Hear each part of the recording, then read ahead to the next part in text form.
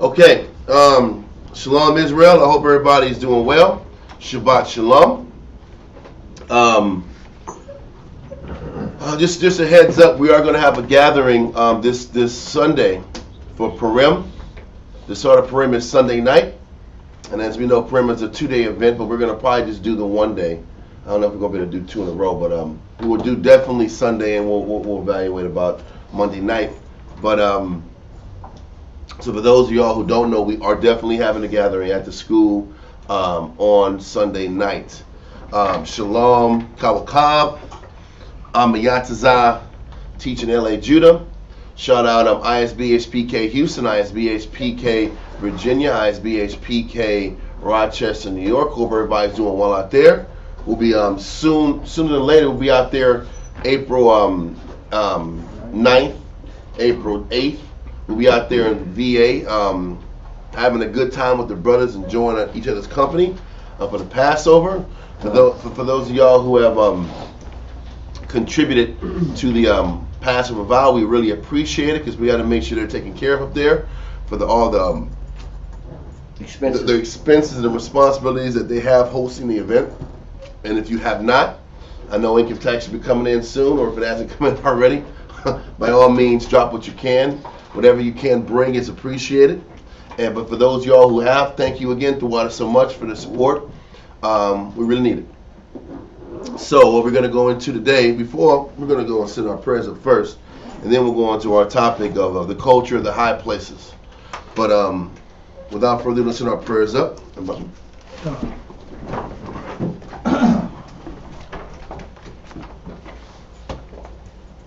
Yeah, open the door. Open the door. Not right now. Next. Barakatah Yahweh Hashem Yahushua. Barakatah Yahweh Hashem Yahushua. Hahawa'ah. Nothing to know. Awar. Zayawam. The water. Aman. Bless you, Yahweh, in the name of Yahushua, that gives to us light this day. Thanks, so be it. Barakatah Yahweh Hashem Yahushua. Barakatah Yahweh Hashem Yahushua. Hahawa'ah. Nothing to know. Rayak. Nayachachah. The water. Aman. Bless you, Yahweh, in the name of Yahushua, that gives to us sweet savor. Thank you, so be it.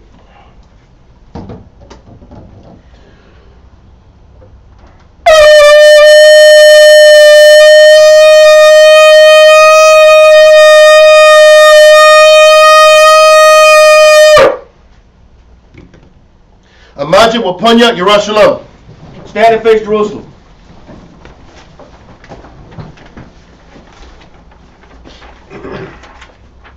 Barakatah Yahweh Hashem Yahushua. Barakatah Yahweh Hashem Yahushua. Hahawa'ah. Nothing to know. Hashabbat. Bashalom. The water. Aman. Bless you, Yahweh, in the name of Yahushua, that gives to us the Sabbath in peace. Thanks, so be it. Psalms 121. Anasha. Ayanyamya. Ahoyab. Ma'ayab.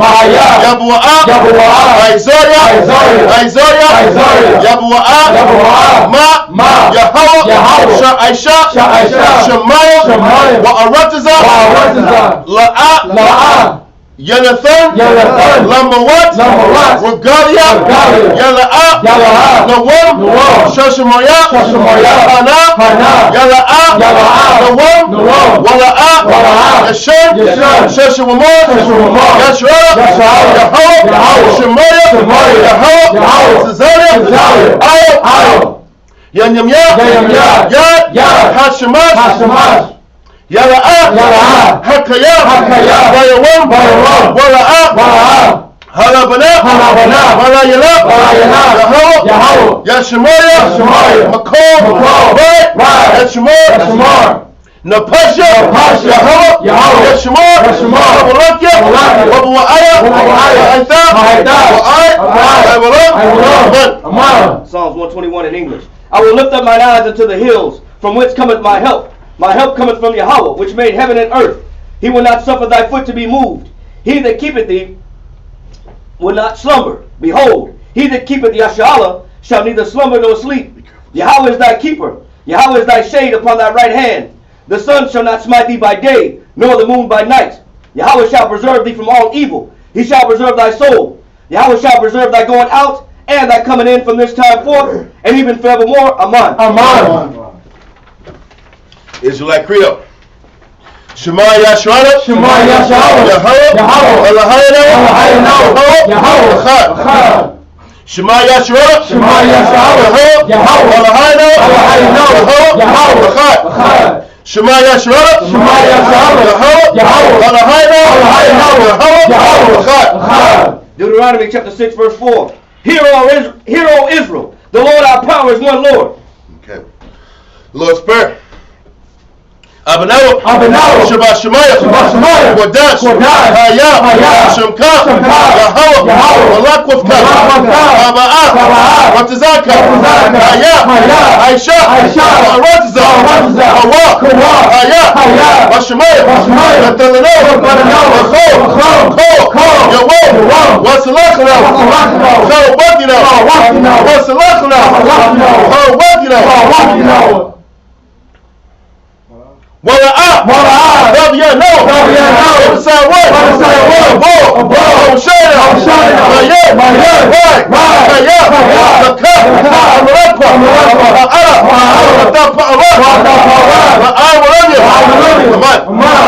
Matthew chapter 6 verse 9. After this manner therefore pray ye, Our Father which art in heaven, hallowed be thy name. Thy kingdom come, thy will be done in earth as it is in heaven. Give us this day our daily bread, and forgive us our debts, as we forgive our debtors. And lead us not into temptation, but deliver us from evil. For thine is the kingdom, and the power, and the glory forever. Amen. Amen. Ten Commandments.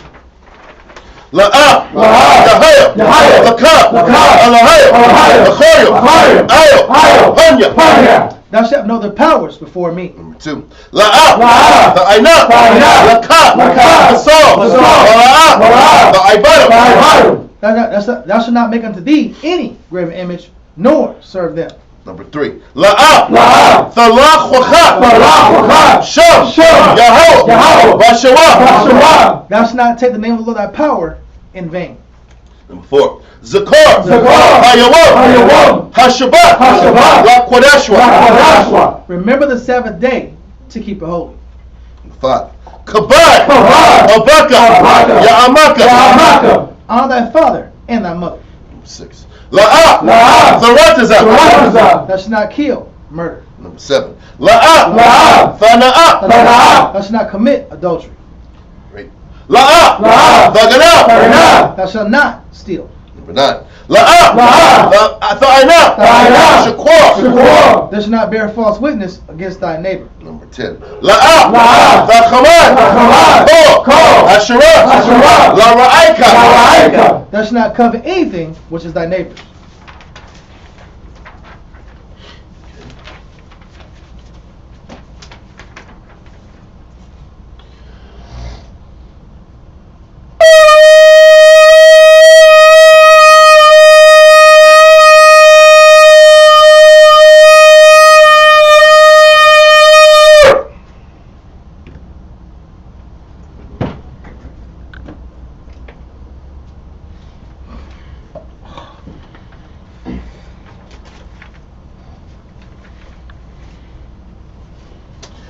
Barak Yahweh B'Shem Yahushai.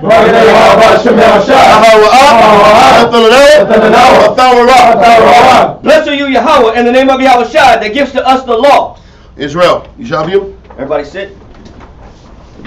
I'm a little rusty, man.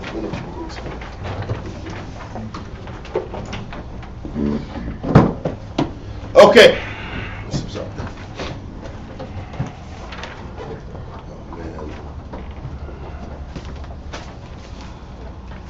I can do that. Everybody got Josephus? Sure about that. You sure about that, bro? Maybe. I know You need it one? is. I don't. Yeah, it's. Is that all? Yeah, it's out of It's. I'll fix that. Yeah, no. I got it. Where's my page? This is supposed to be my page. All right, we're good. We're good. We probably won't be going over a lot of Josephus today, but what we're going to go into today, the topic of the class is called the culture of the high places explained. And the reason we're taking a slight, I'm going to say we're taking a U-turn, we're taking a pause on the normal 2 Kings, 2 Chronicles process, because it's very important that we kind of explain the origin of these high places and why Israel was so enamored with worshiping in the high places. Now, it was a major factor when it came to the kings. Because we're going through 1 Kings, 2 Kings, Yes, 1 Chronicles. and this is why we can't just gloss over the high places and act like that's just a little minor thing. Because the crazy thing is, kings were literally judged based upon if they eliminated high places, if they addressed the high places, or if they didn't address the high places. So what are the high places? I got a question. You read it, and you're like, this out there just being wild. What's going on out there? And that's the thing. The question is it just idolatry? Is it just Israel was sitting back here serving other gods in high places? Is it that just an elementary solution to the problem? Is that just the answer? Or is there more to it? That's sort of the situation. Because the thing is as we go through the class, we're gonna realize that there was Israel in high places, serving whatever they were serving. Then there was Israel serving idols. There was Israel serving Baal. There was Israel following and worshiping the calf. But they were all looked upon by the Most High in varied degrees of sin and negativity. So it's really important for us to understand where this process of serving the high places came from, and then where did it kind of like crescendo at, which was in 2 Kings, 2 Chronicles time. 1 Kings, 2 Kings, when you really read about the high places a lot. But there is a history behind these high places, and I think it's important that we go into it. So, without further ado, I should have put the verses up. I didn't do that yet. The first verse we're going to go to is Genesis chapter 7, verse 8. Because this is the beginning of when we as people started kind of like, or at least recorded in history in the scriptures where high places were actually followed and adhered to.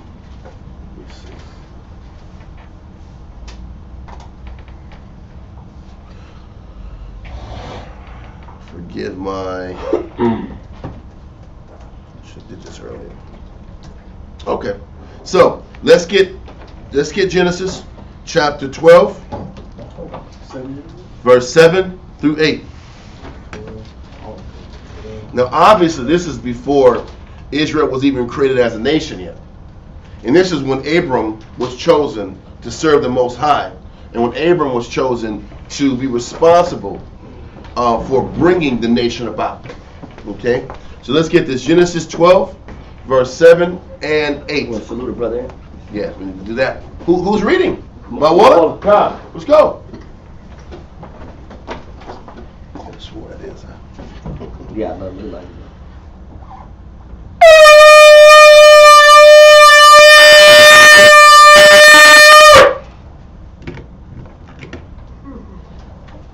Ma'awala, Shah Shabbatah, Bani Howda, Bani Yashara. Ma'awala, Shah Shabbatah, Bani Howda, Bani Yashara. And much, bro.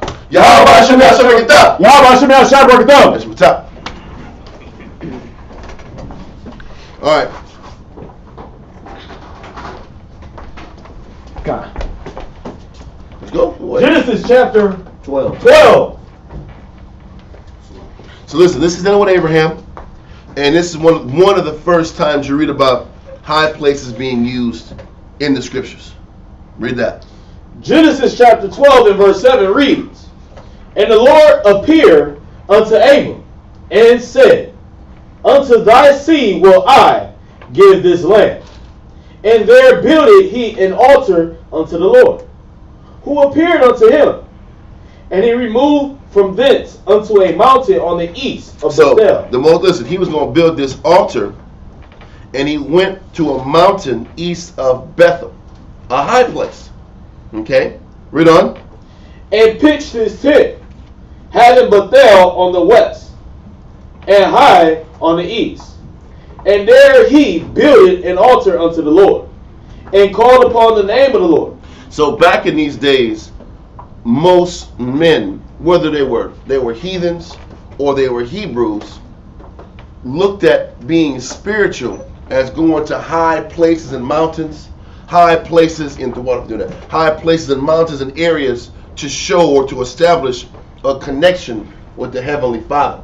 We also know Bethel was, well, later on, what did Bethel become?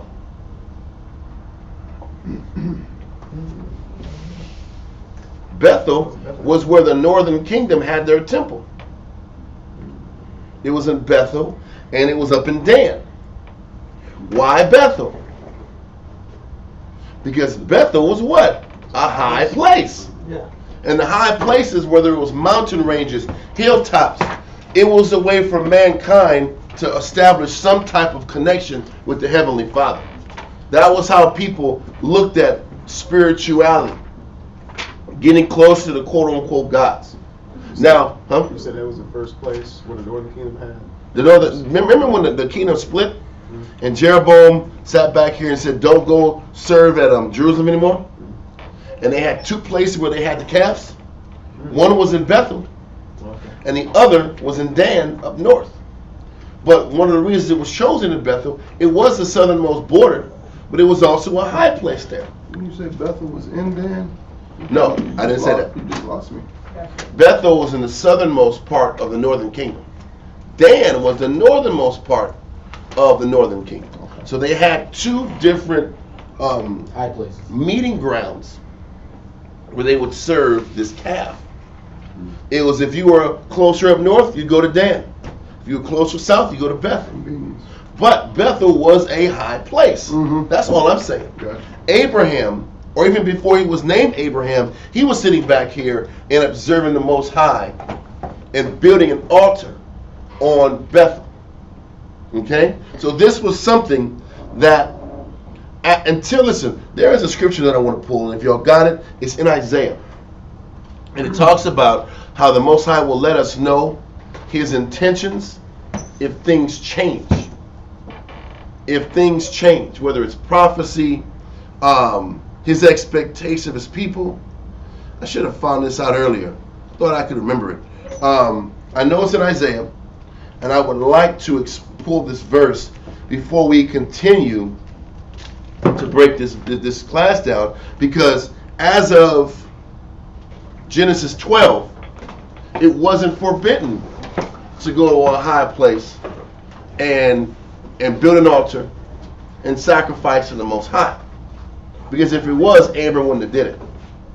Okay? So at the time, Abram and many other holy men would sit back and build altars to the Heavenly Father in the high places. So what I'm trying to explain is there was a time when doing this was okay.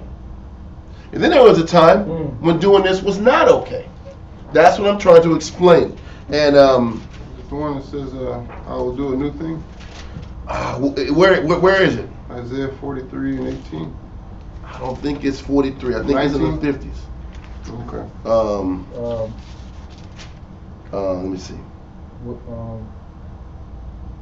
Is it 56 and No, wait, hold on. Yeah, I think it is. I think this is it. 43 and 18 and 19. Yeah, read 18 and 19. Isaiah 43, verse 18, and I think this is it.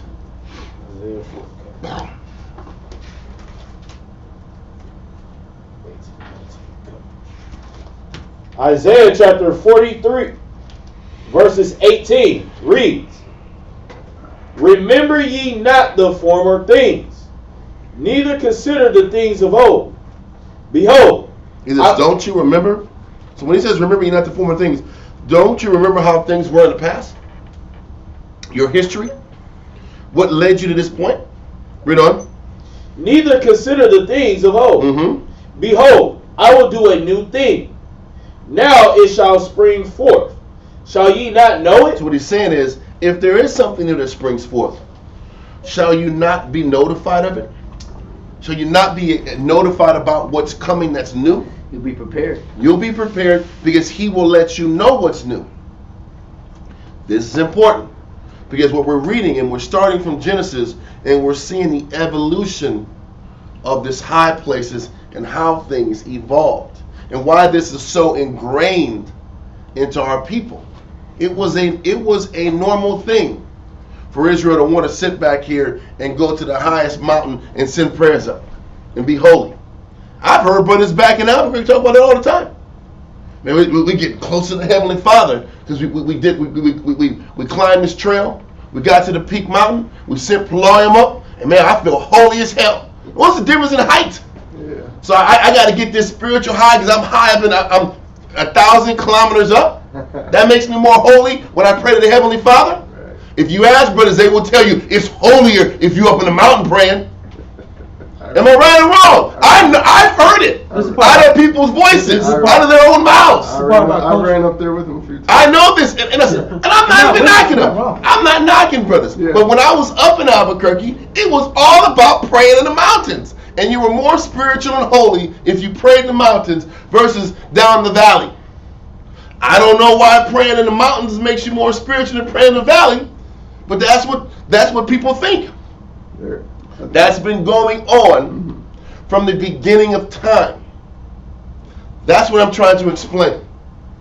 Now there was a period of time when it was winked at, or it was okay. For example, we're reading it right now in Genesis. It was okay for Abram to sit back here and build this altar on top of a mountain in recognition and honor of the Heavenly Father. It was okay for him to send these prayers up in the mountains in the high places, but we are going to read there is a time when it was a no-no. And we're going to explain why the shift. Why is it okay for Abraham, but it ain't okay for Joe Schmo down the street? Right. We got to explain that. So are we clear so far? Kind. There was a period of time when going up to the high places, it was authorized. Now, there's other instances from Genesis that explain this, but I didn't want to read every damn verse talking about altars in high places in Genesis. I think it would have been kind of redundant. Okay?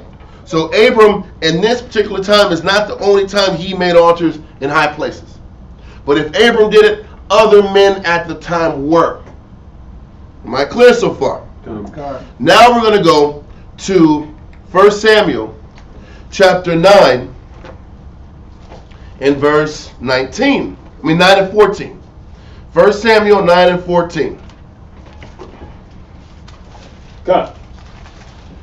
So, this is dealing with Samuel. And this is dealing with during the time when Samuel was about to anoint Saul to be king over Israel. And the process of this happening.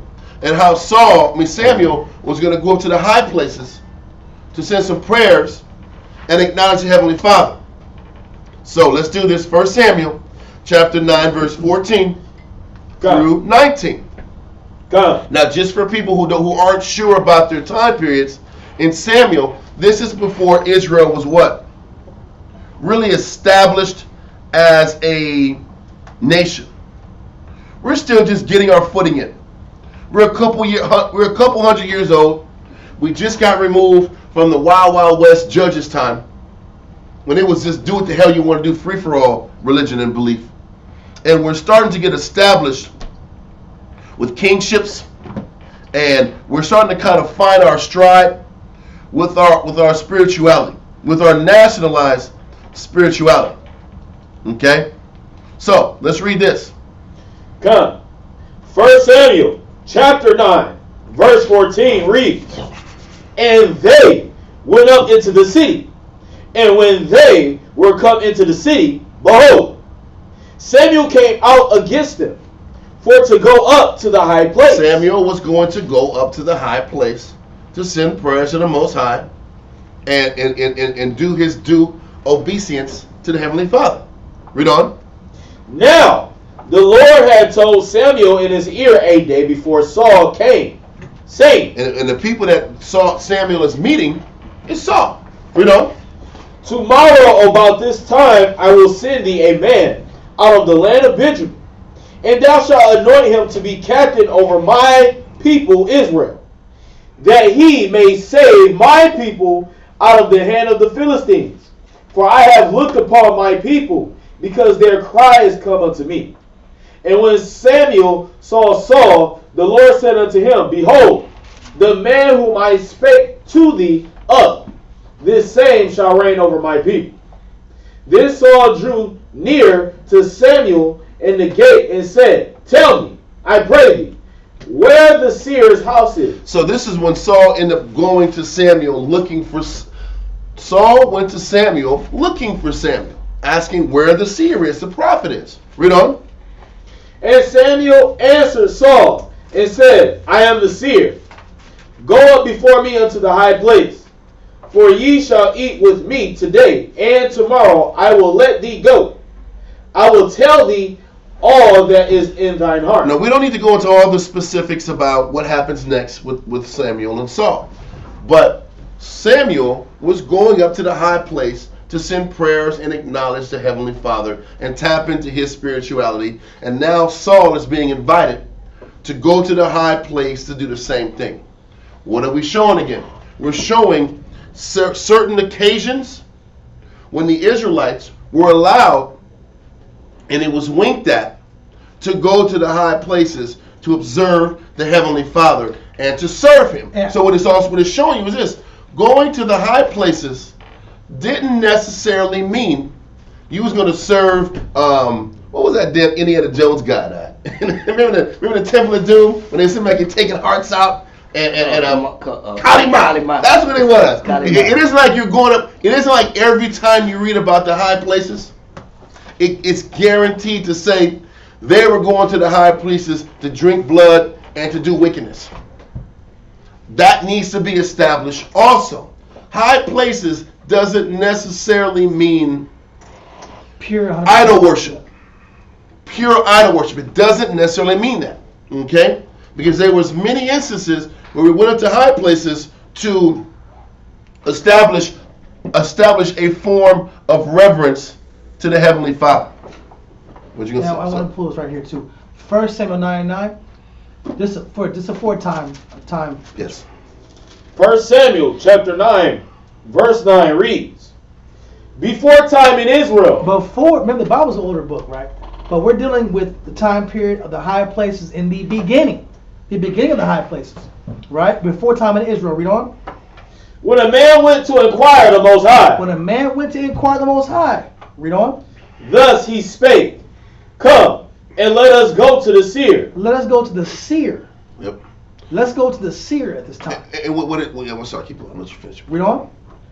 For he that is now called a prophet was before time called a seer. So in ancient times, they were called seers, and then after that, they were called prophets. It proves real quick that this was still in our nativity as a nation. Like I said earlier, we were still growing and learning to become a nation. We were only a few generations from Egypt.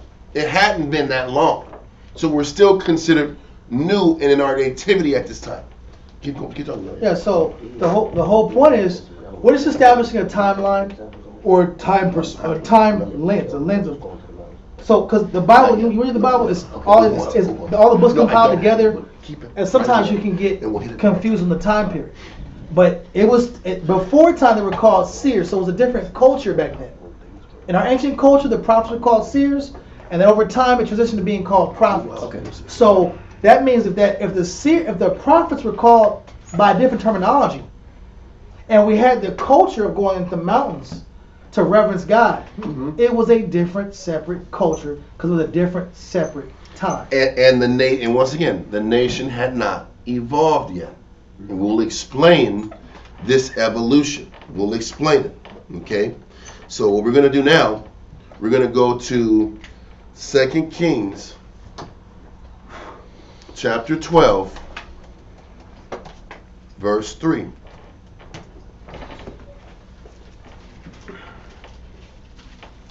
God. Let me get there. 2 Kings chapter 12 and verse 3.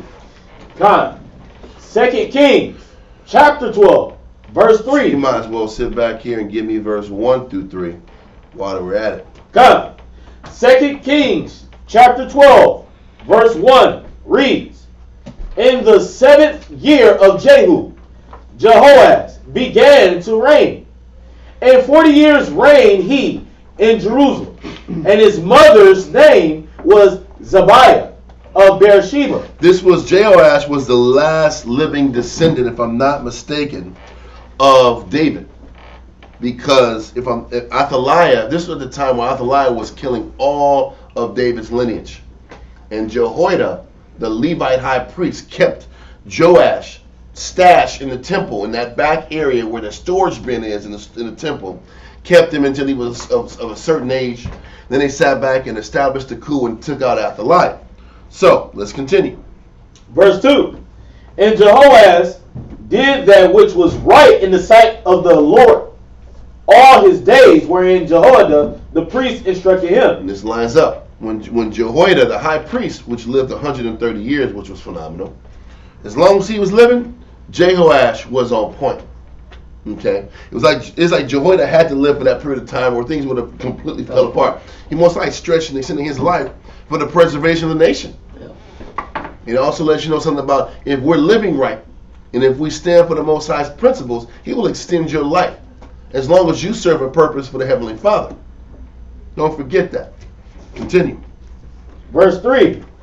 But the high places were not taken away. So listen, we read consistently in Kings, because at Kings, we were established as a nation at that time. We had an established temple. We had an established place of worship. So because we were established as a nation, spiritually, structurally, militarily, because before this, we were just a bunch of workers, a bunch of farmhands that just sat back here and picked up a damn sword and fought. We didn't have like established militaries and established structured governments like Solomon implemented. You know what that shows? That shows that us being an established kingdom, we had control over those high places. Yes. We could have torn those high places down, or we could have left them up, but we had control. It wasn't like the Greeks was or the Romans had a stronger military and they were forcing us to serve these idols or trying to force us to do it. We had freedom. We had liberty to do it. So we could have taken those down as we wished, as we desired. But we had no desire to knock those down, even when we had control. You know, it just shows that it was optional for us at this time. And that we saved the option to keep the high places intact. And that's a bad sign also. Because we do that today. And this is how kings were judged. Listen, he's explained that Joash followed the law. He did good things.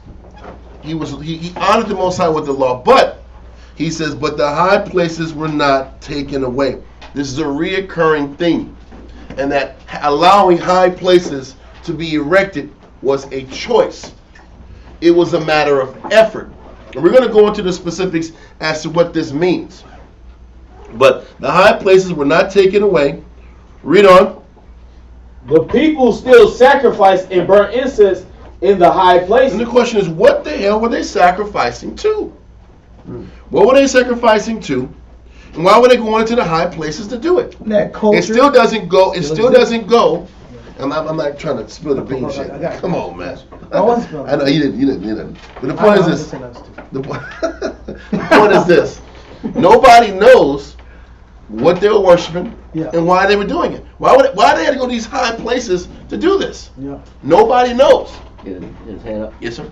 I'm sorry. I don't know if I missed something. It seems like Samuel. It was okay for Samuel, but then now we're going into Jehoash and the people of Jehoiada. Jehoiada's. Yeah. We're going to explain it. What I'm trying to do right now initially is to show the pattern from Genesis all the way through Kings. This high places thing is a reoccurring thing. And yes, it was okay for Abram to do it. Yes, it was okay for Samuel to do it. And yes, it was not okay for the people to do it in 2 Kings chapter 12. It's up for us to explain why this evolution happened. Why it changed. Why was it accepted in one period of time? Why was it no longer accepted the other period of time? Right now I'm just explaining the linear consistency of Israel doing the high places and committed themselves to the high places so frequently. Yes, I. So it started to become more of a choice as we started to evolve. It became a choice because of many sets of restrictions that the Most High started explaining as to why we can't do it. And that's what we're going to go into in the next phase of the explanation. Because if you read it, you just see high places. It'll sound like a contradiction if 1 minute the Most High said he ordained high places, and then the next minute they didn't tear them down, so obviously that was a mark against them. Exactly. It would sound like a contradiction. And exactly. So what we're trying to do is clear the misconceptions, clear the misunderstandings, and create as much clarity as we possibly can. We need to show this pattern of how Israel did things. And where we're at now is, as we get into Kings, we're starting to see that because these high place issues are not addressed, that's partially how Kings are rated. It'll make more sense if we continue. Let's go to 2 Kings chapter 14, verse 1 through 4. So I have a question. Yes.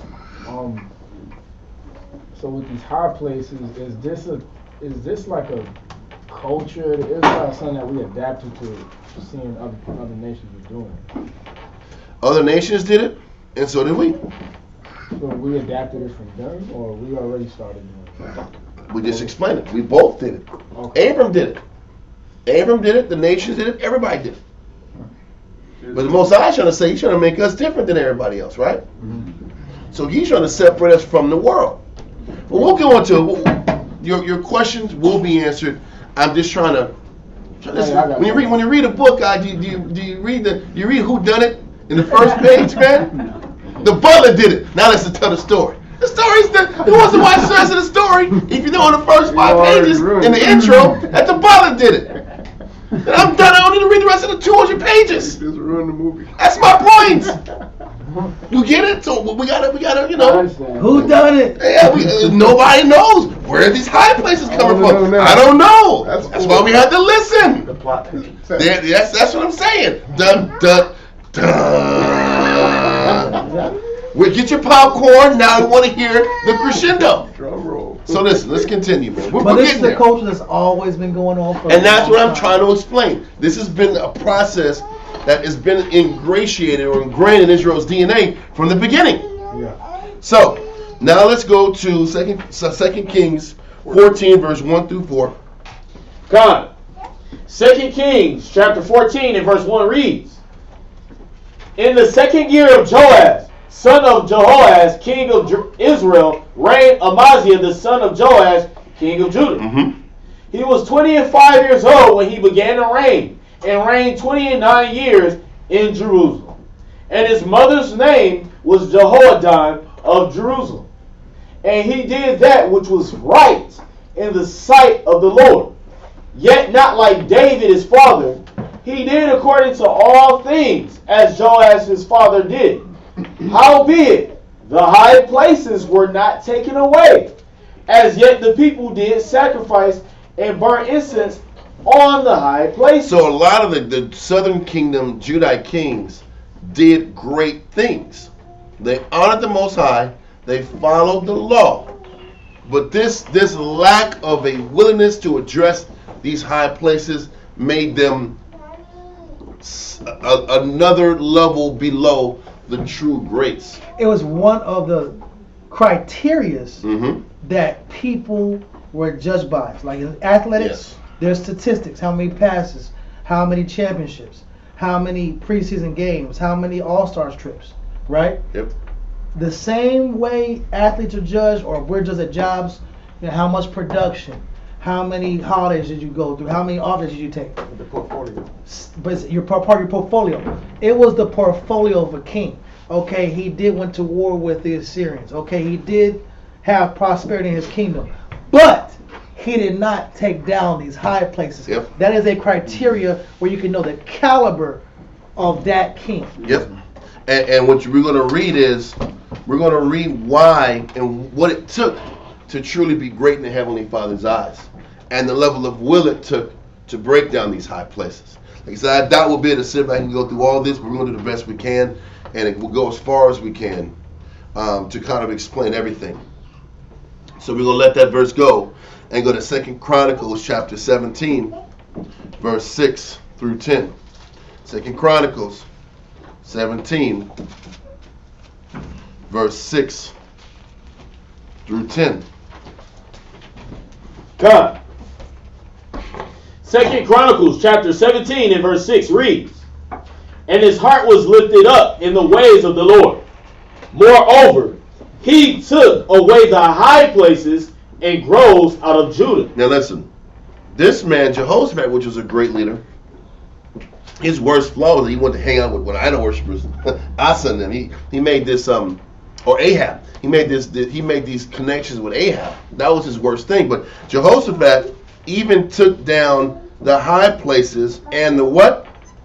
And the groves out of Judah. Now groves, we know for sure groves dealt with the Astarte worship, because groves weren't in high places. Groves were in valleys, in lower level plains. And that was dealing with the worship of the fertility cult, Astarte, or Asherah.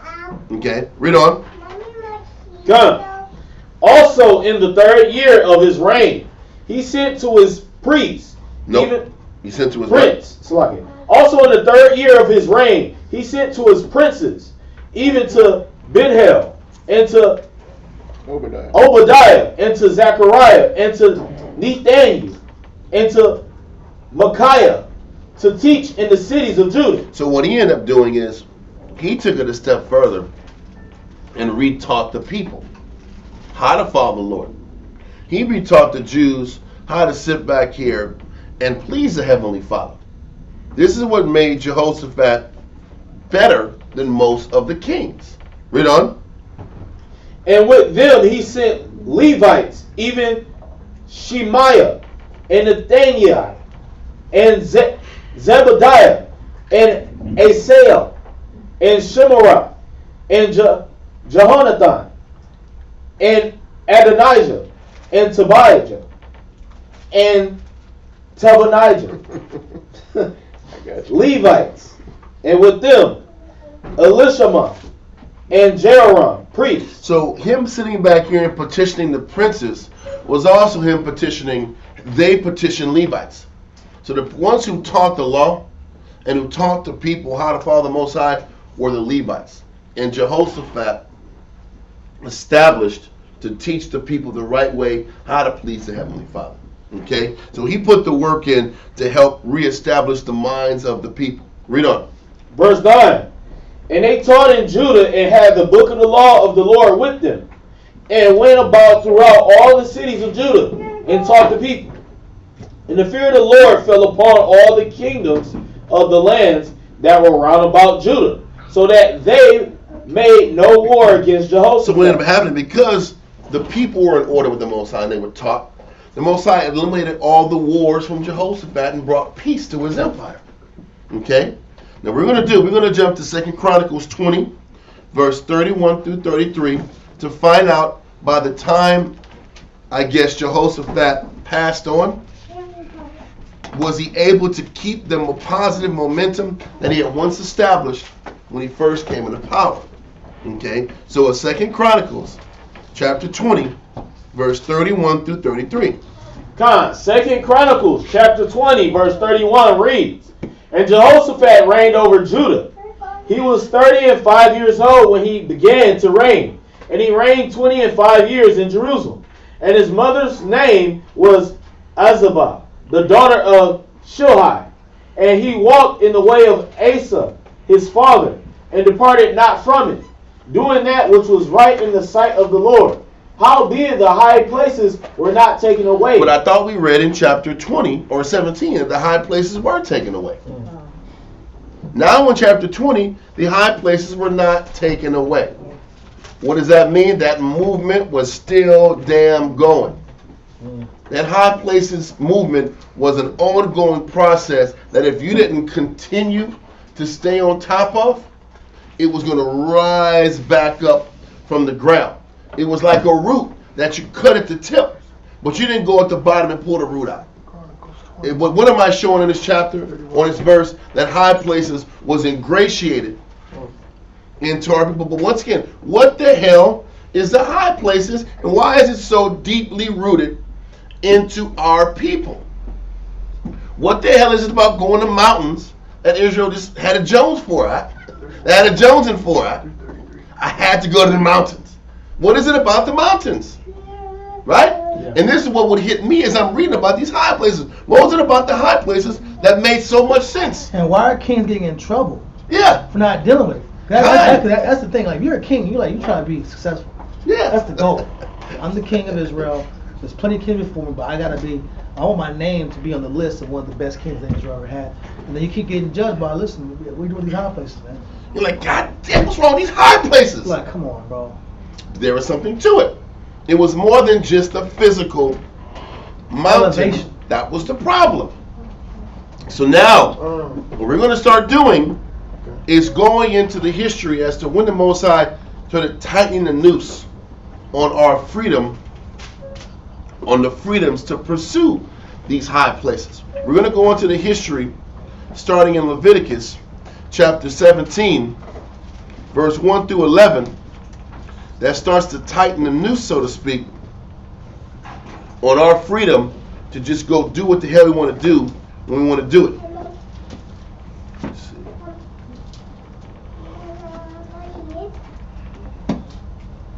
1 through 11. It's going to be 1 through 11. Let me see. Okay. Let me get there real quick. You said the noose began to tighten. Oh, the noose tightened. Remember we read in Isaiah how it says if something's going to change, would you not know it? Mm-hmm. Would I not let you know? Right. Here we go in being notified about when the change comes. We read in Genesis how it was okay for Abram to sit back and go to Bethel in the high place and build an altar. We're going to start seeing, is it okay for the Jews once we get pulled out of Egypt? Because we're at in Exodus 17, we're already pulled out of Egypt, and this is the instruction. We know Leviticus is the instructions on how to deal with the Israelites, how to manage the Israelites, how to manage the people, right? That's what Leviticus 17 deals with, the management of the people, the spiritual management of them. So, we're going to go to a couple extra books too on top of this. But for now, let's go to Leviticus chapter 17, verse 1. Time. Leviticus chapter 17 and 1 reads, And the Lord spake unto Moses, saying, Speak unto Aaron, and unto his sons, and unto all the children of Israel, and say unto them, This is the thing which the Lord hath commanded, saying, What man soever there be of the house of Israel, that killeth an ox, or lamb, or goat in the camp, or that killeth it out of the camp, and bringeth it not unto the door of the tabernacle of the congregation, to offer an offering unto the Lord before the tabernacle of the Lord, blood shall be imputed unto that man. He that shed blood in that man shall be cut off from among his people. Why? Why is the Most High, now that we're out in the wilderness, we're out in the woods, we've been removed from Egypt, why is the Most High saying that, listen, you can't kill a beast unless you give that offering to the Most High? If you don't give an offering to the Most High, right after you kill this animal, you're in danger of being destroyed. Why is that the case? He's trying to, I guess, corral our motivations and our mindset to, so it's not so personal, like a personal endeavor. I'm doing this because I want to. I'm doing this because, well, yeah, I think I understand. You said it right. He says this is when the Most High starts eliminating sacrificing animals individually. This is when he said, I am not allowing you to kill any animals that's not in the presence of the priest. She's like, listen, you can't spill the blood of an animal unless you bring it up to the priest to do it. So what he's doing, he's filtering all the what? All the sacrificing. You can't. He's trying to retrain us. This is what the law was about in the first place. He was going to clean our minds, reteach us the law, and in Leviticus he said, listen, I don't want anybody killing anything unless it's right in front of me at the tabernacle. You know, you kill this animal, then the Most High can determine and see where the blood is. So that now I can make sure there's not going to be any idolatry. No drinking the blood. No drinking the blood. No crazy acts with the blood, because that's what you came out of in Egypt.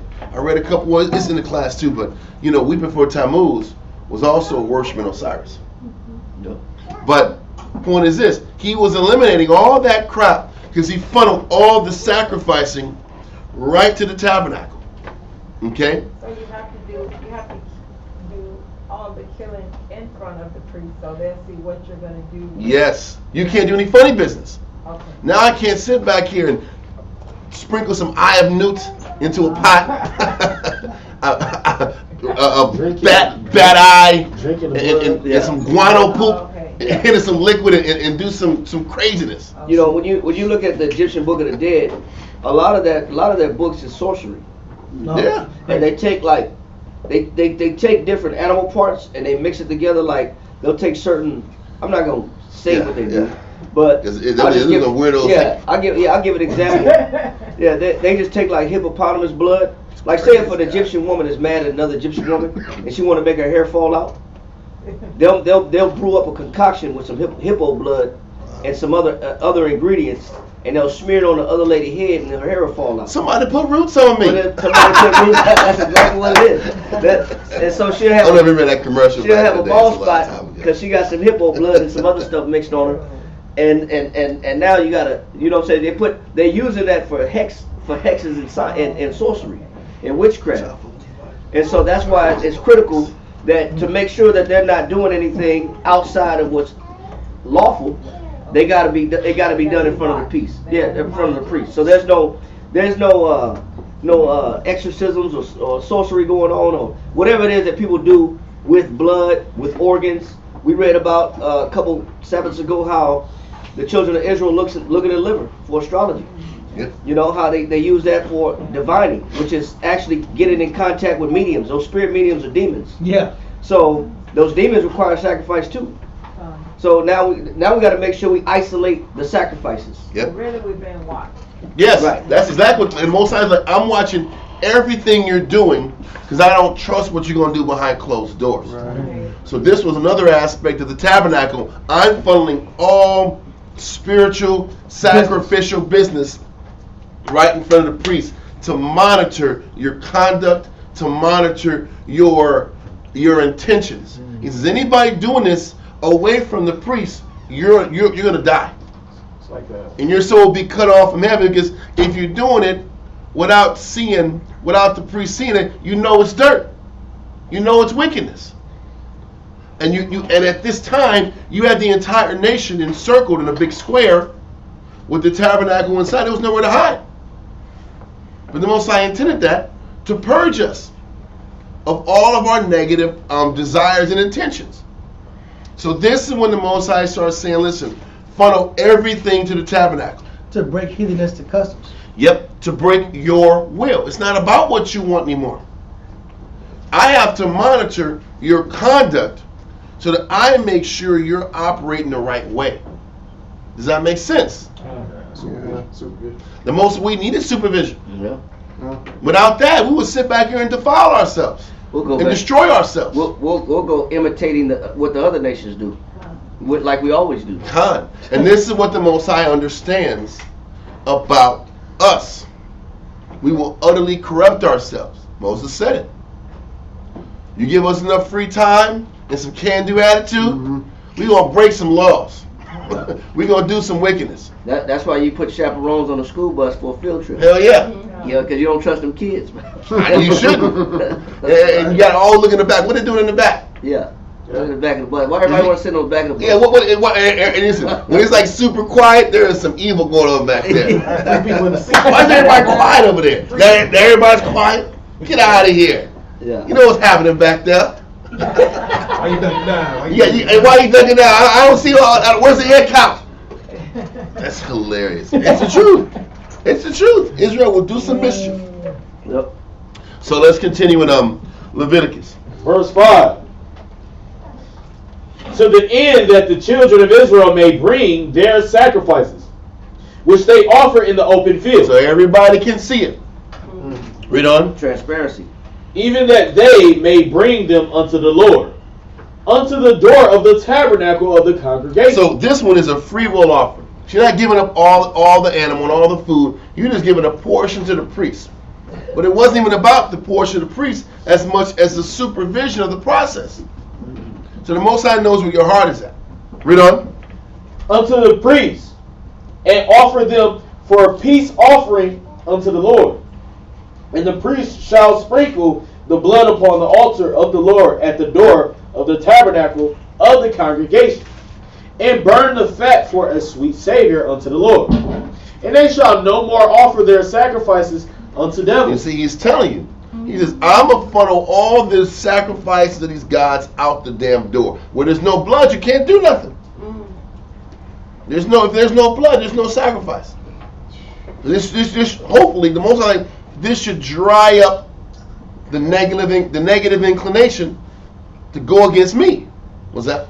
So, sacrificing animals and getting their blood was part of witchcraft. Of course, yes. Cult worship. And without it, they weren't able to do none of that. You can't get that's like that the back. number one thing that they had. The Blood. spirits want blood, bro. The demons want blood. Okay. The Most High wants blood. He wants blood the right form. Yep, with the right intention towards It's a him. goat. Yeah. But they were sitting there taking those same animals and doing witchcraft with it. Baal wants blood. Everybody wants blood. Kamash wants blood. Malek wants blood. All these different idols, the deities of the other nations want some blood. Yeah. The Greek, all that child sacrifice, they want blood, man. They have to, for those spirits. Which is an unclean sacrifice. Yeah. Because the life is in the blood. That's what Most High says. Let's continue. Come. And they shall no more offer their sacrifices unto devils, after whom they have gone a-whoring. This shall be a statute forever unto them throughout their generations. And thou shalt say unto them, whatsoever man there be of the house of Israel, or of the strangers which sojourn among you. The strangers were the ones who followed us out of Egypt, who still were willing to follow our laws and commandments. The nations. Read on. That offered a burnt offering or sacrifice. So they had to sit back and adhere to the same laws as us. They couldn't sit back here because they were another nation and follow other ways and ideologies and get away with it. Yes. So like with the strangers that Israel took, they had the knowledge of like sacrificing to like devils and stuff. Everybody did. Everybody did. Listen, they just came out of Egypt. They were following idols in Egypt. But you know, you look at our people today in Central and South America and the islands, bro, they be quick to kill a chicken and sprinkle some chicken blood on you. Do that in Louisiana. Yeah, that's what I'm saying. Our people is quick to get a chicken. I don't know what it is about that chicken, but our people are quick to get a chicken and cut it up and throw it on you. You know, throw some blood on you. The feet and Yeah, the feet, the chicken feet, all that. So our people still hold on to them traditions. Cajun motives. I hate that word. That's why I said it. That's why I said it. That Cajun spirit.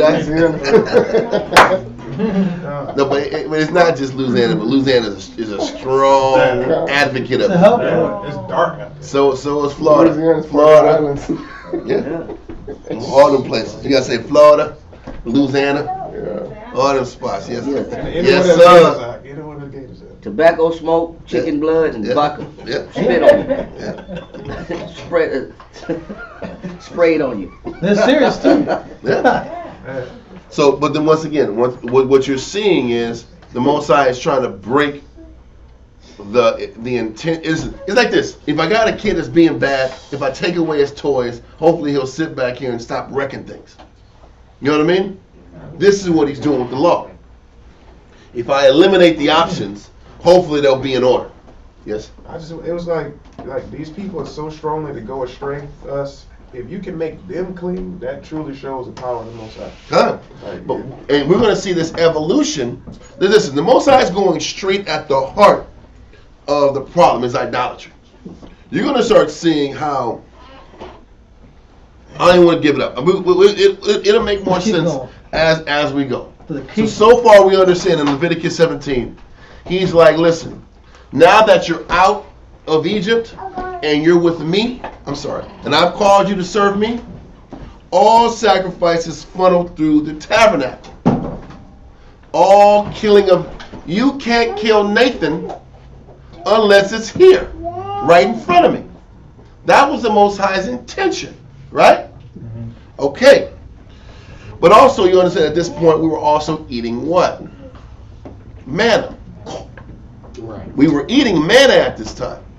So when we sat back here and had the desire to eat some animal flesh, if you want to eat some animal flesh or spill any blood, it still has to follow through here.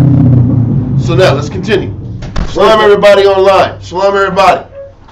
Let's continue. Verse 9.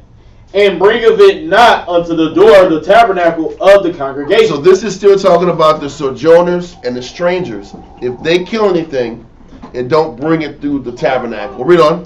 To offer it unto the Lord, even that man shall be cut off from among his people. Moses was trying to break his spirit in the nation and amongst the nation. Read on. Verse 10. And whatsoever man there be of the house of Israel, or of the strangers that sojourn among you, that eateth any manner of blood, I will even set my face against that soul that eateth blood, and will cut him off from among his people. Because that was the reason he funneled everybody to the tabernacle in the first place, was to eliminate drinking blood or any blood-related sacrifice. Read on. Now this chapter makes a lot more sense, doesn't it? But also, even today, when you go, you supposedly go to a 5-star restaurant. You know, they want to cook their steak still with blood. Yeah. Tartar, just seared on little seared on both sides. That's crazy. You know what I'm saying? You cut it, and the blood just starts squirting out on the meat. Right. But who? And you got a little blood pool around the plate. You got a plate full of blood. It's uncooked. It's a blood and seasoning.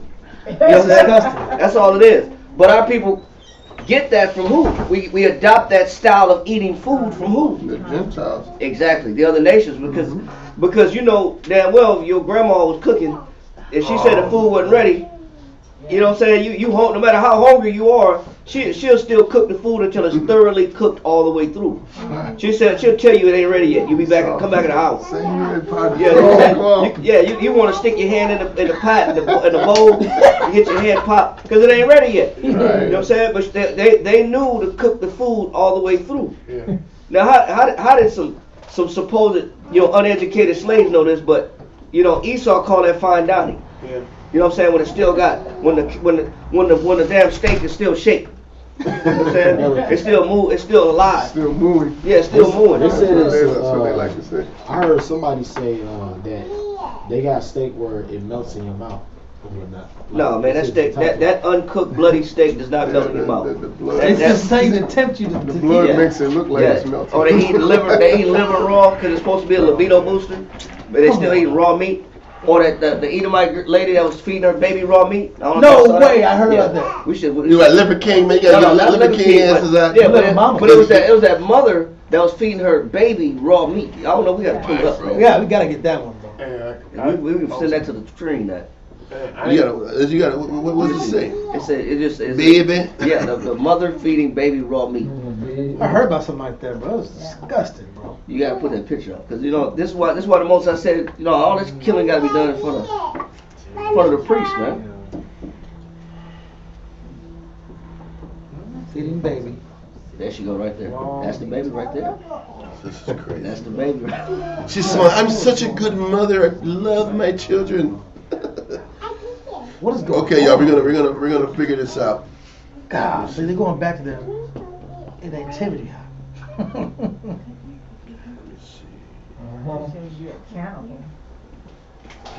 It's gonna be a crazy baby out there. Katie Harlan?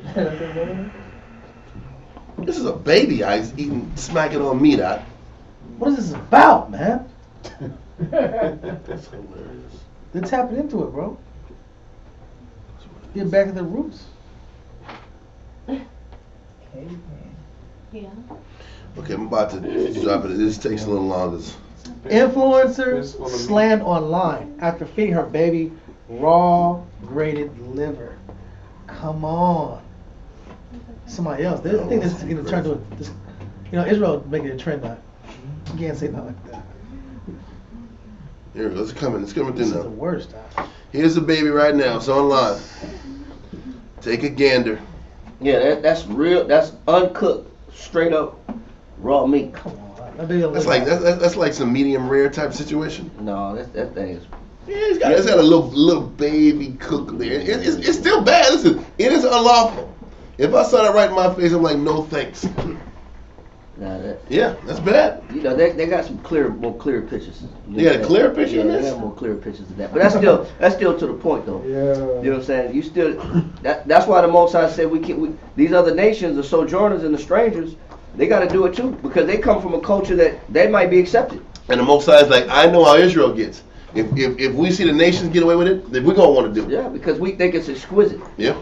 We think lobster, clams, and snails is exquisite and fine dining. That's not fine dining, man. Yeah. All facts. That's what we'll do. Hey, Caviar. Yeah. when I was in Louisiana, and Louisiana. we had a country little town, and I had no idea people even ate raw steak or steak was cooked any other way until I moved to Cali. And then they literally introduced me to it. It's like, oh, this makes it taste better. I pushed it away like 3-4 times. Like, what are you talking about? You know how many steaks I took back to the cook? Say, Right. man, this meat I eventually started trying. Yeah, this meat ain't done yet, man. I'm not paying $50 for this. But they were introducing it. They were like forcing it. Yeah. It's like, you need to try it. I'm Right. telling Yeah, you. you're missing out. Yeah. This is fine dining you're missing out on. This is an experience. Yeah. No, thank you, man.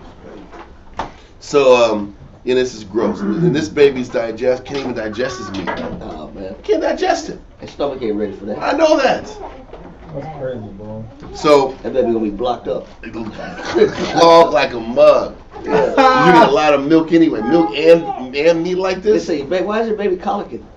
There's a reason why it's colicking. That's why his faces are frowned up too. He's not enjoying that, man. Okay, but listen. Let's continue. You know what your Yeah, verse? Okay. So now what we're gonna do. Let's continue in Leviticus. Get to verse 11. God, verse 11. No, get to it. Did you finish? Or are you at verse? You already finished verse 10? Yes, sir. Okay, read verse 11. God, for the life of the flesh is in the blood. Hey, Shem Shawan and Dalia brought that up. The life is in the blood, and that's why to sit back and get the attention of any spiritual force, the blood has to be spilled. So the Most High is protecting us from disconnecting ourselves from the Most High by funneling all the killing of animals back to Him. Read on.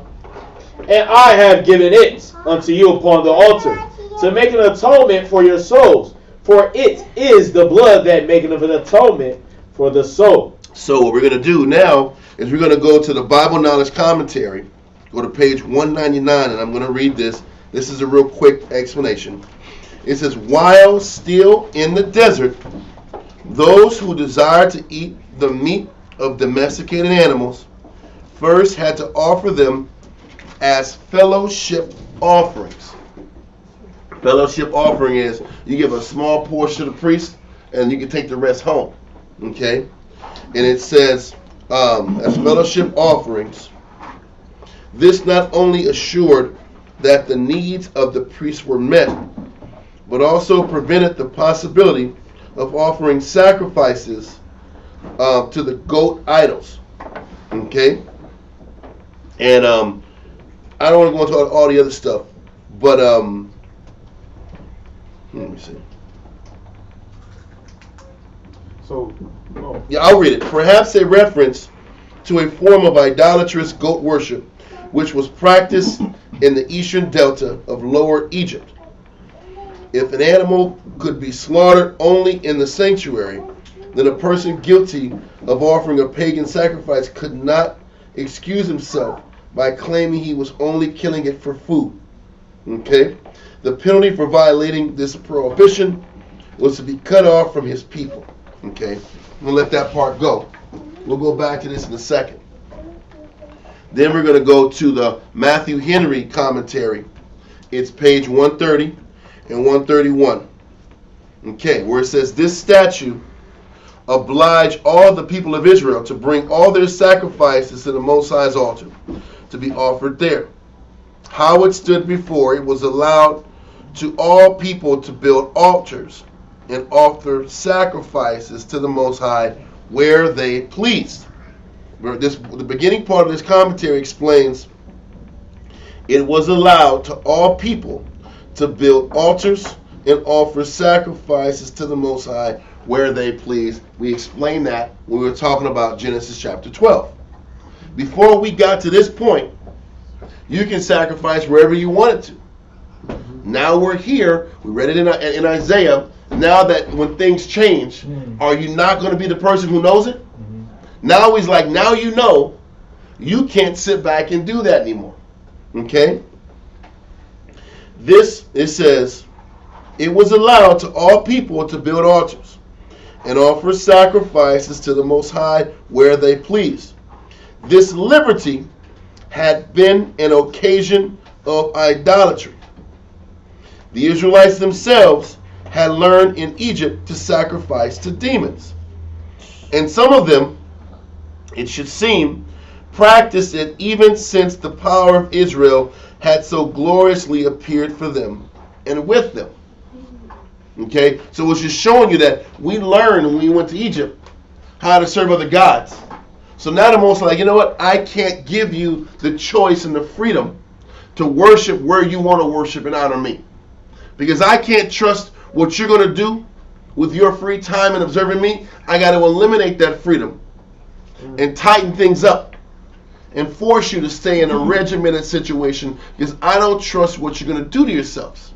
You understand now how the law is kind of implemented and why this law was established? It was really to save ourselves from ourselves. Okay, now it says how this law settled it. It is hard to construe this as a temporary law when it is expressly said to be a statute forever. Verse 7, it says, this shall be a statute forever unto them throughout their generations. Okay? Now it says, and therefore it should seem rather to forbid only the killing of beasts for sacrifice anywhere but at the Most High's altar. Read that part again. It says, and therefore it should seem rather to forbid only the killing of beasts for sacrifice anywhere but at the Most High's altar. That is what this law in Leviticus 17 is saying. Now we understand what we're going to read soon in Deuteronomy chapter 12 that the law is tweaked because we're about to go into Canaan. Okay? And because we're about to go into Canaan, Moses was like, listen, you guys can kill whatever animal you want to eat, just don't do idolatry. He's going to give understanding to this decree with more detail. It's a modification. It's a modification because of this. The reason it's modified in Deuteronomy is because no longer are we in this square box with each other. We're going to have to populate all of this vast land. And it's just not logistically sound. If I want to make some hamburgers, I got to go all the way to a appointed site just to get a damn burger. Get what I'm saying? So logistically, it doesn't make sense when we get to Deuteronomy and we're on the precipice of going into our land to keep that law or those specifics of the law detailed on that point. It was easier to control when everybody was together. That's the point. But now there has to be kind of a greater understanding when we're about to go into this land where you got from Beersheba all the way to Dan. That's a lot of distance to cover. Then you got East Gilead where Gad, Reuben, and Manasseh are. So now we can't have everybody having to go to the temple to kill every single thing.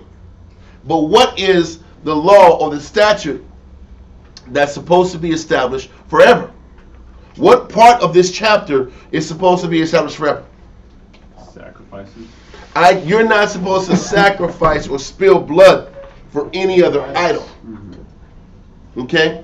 And you're not supposed to sit back here and commit any religious ceremony if it's not in the temple or the tabernacle. Yes, sir. Was that because all the Levites was at different parts of Israel at the time, like serving, just the nation of Israel, different tribes? I don't know something. What are you asking? Like you know how Levite don't have their own land? Yes. And they have to go to Different cities. Different cities in order to cater to Israel. Yes. Was that for that reason?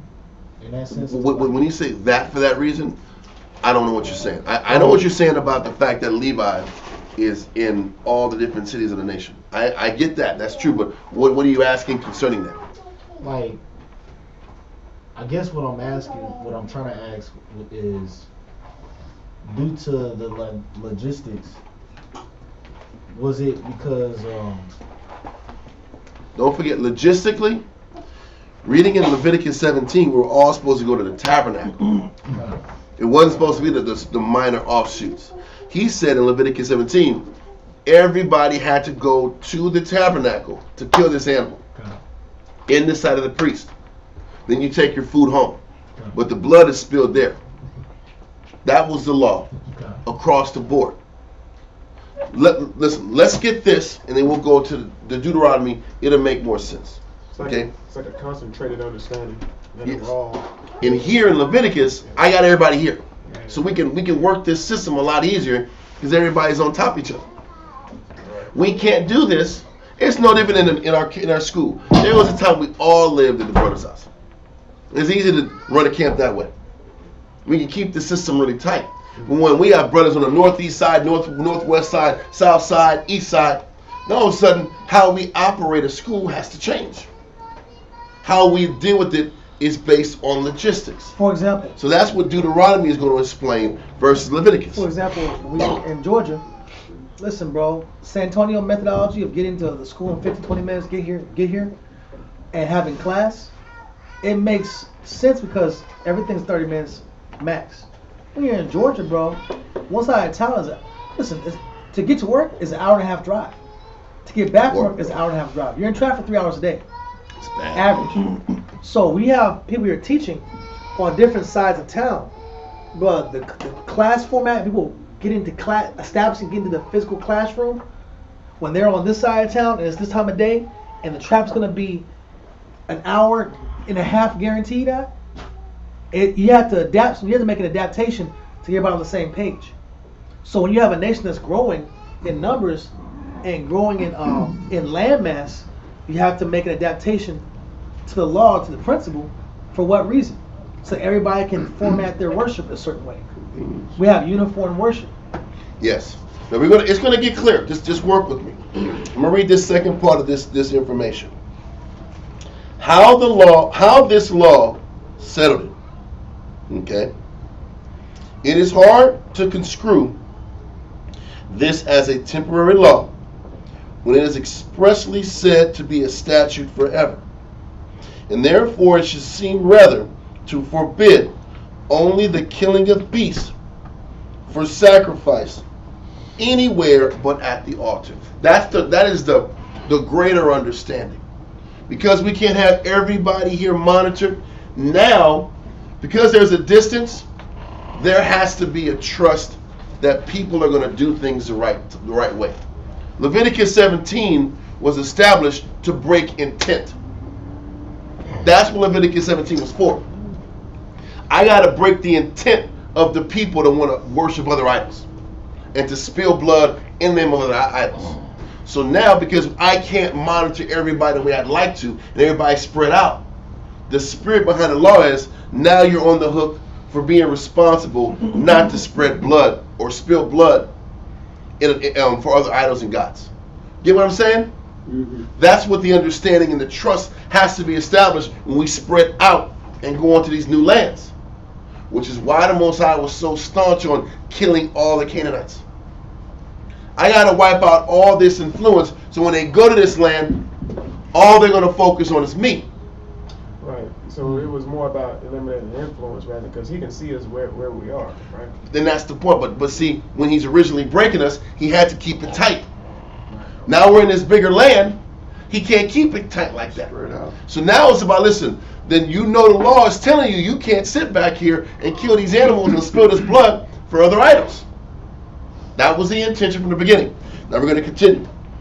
They must not offer sacrifice as they had done in the open field, no, not to the true power, but it must be brought to the priest to be offered on the altar of the Lord. They're even saying we were not supposed to sit back here and kill animals in consciousness of the Heavenly Father if it wasn't at the temple.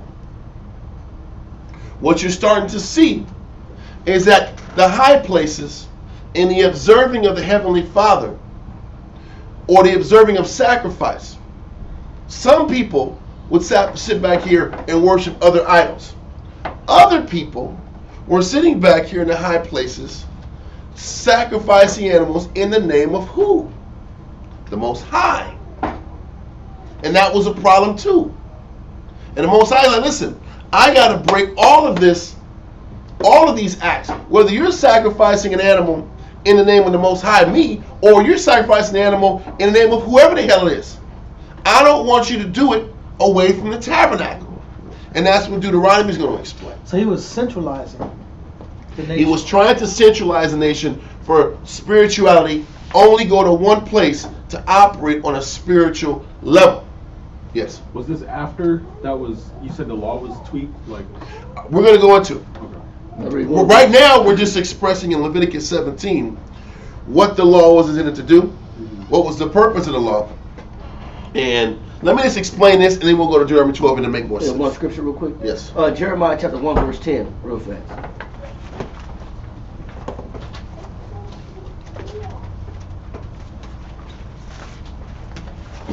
Mama, you got it? Mama did.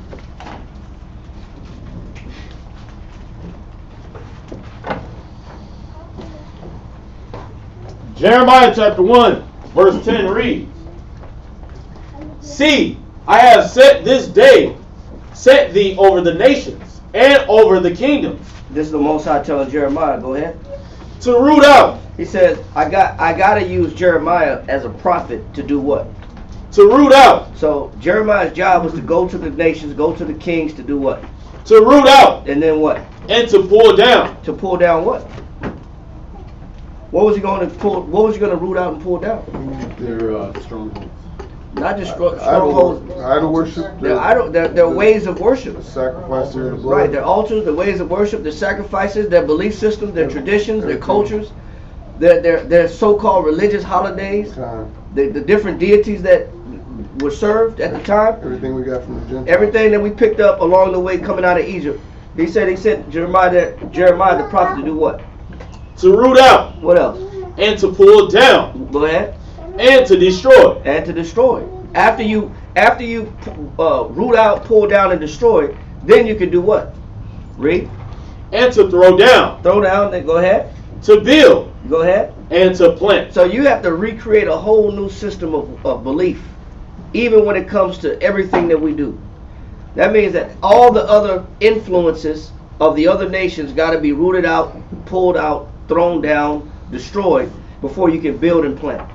So the way that we're supposed to properly worship the Most High can't get instilled until all the ways of idolatry gets rooted out, or the ways of worshiping these other gods, killing animals to other gods, all that has to get rooted out. Then the Most High can plant the appropriate way of what it means to worship the Most High. All right, so let that go. Okay.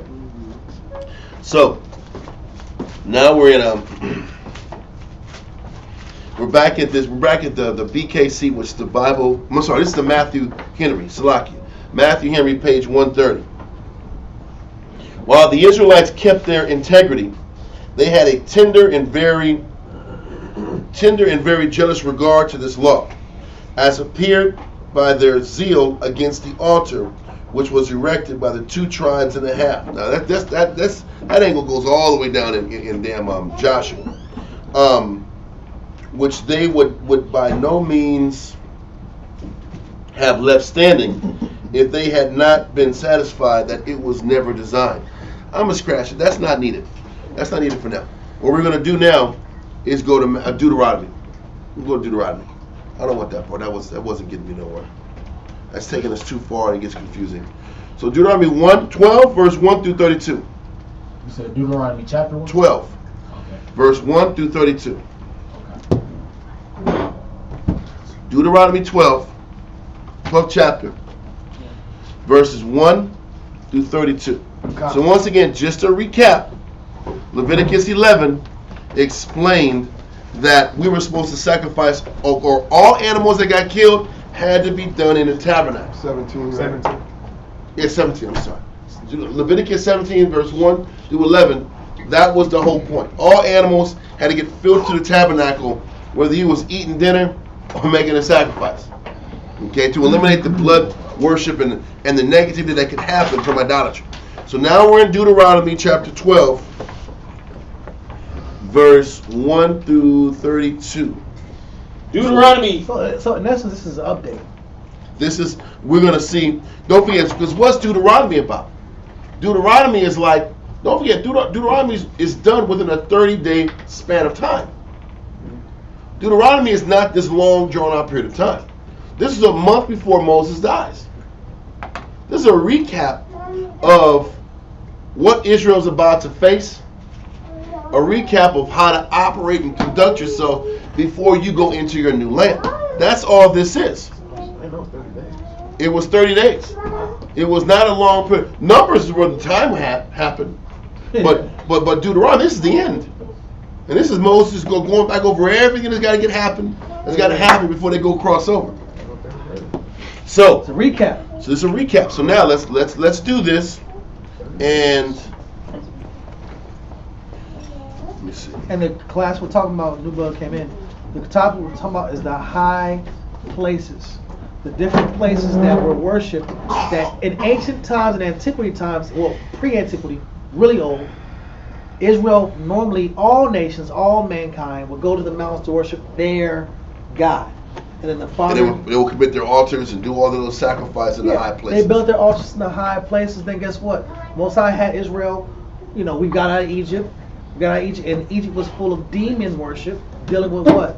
Blood, dealing with blood sacrifices of animals and whatever else. So the Most High is trying to filter out and make sure he unteaches us that bad habit by filtering us all to sacrifice in one place in the tabernacle.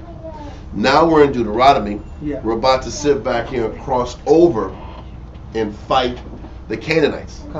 Because Numbers takes us all the way to where we're on the tip and the precipice of crossing over the Jordan. Okay?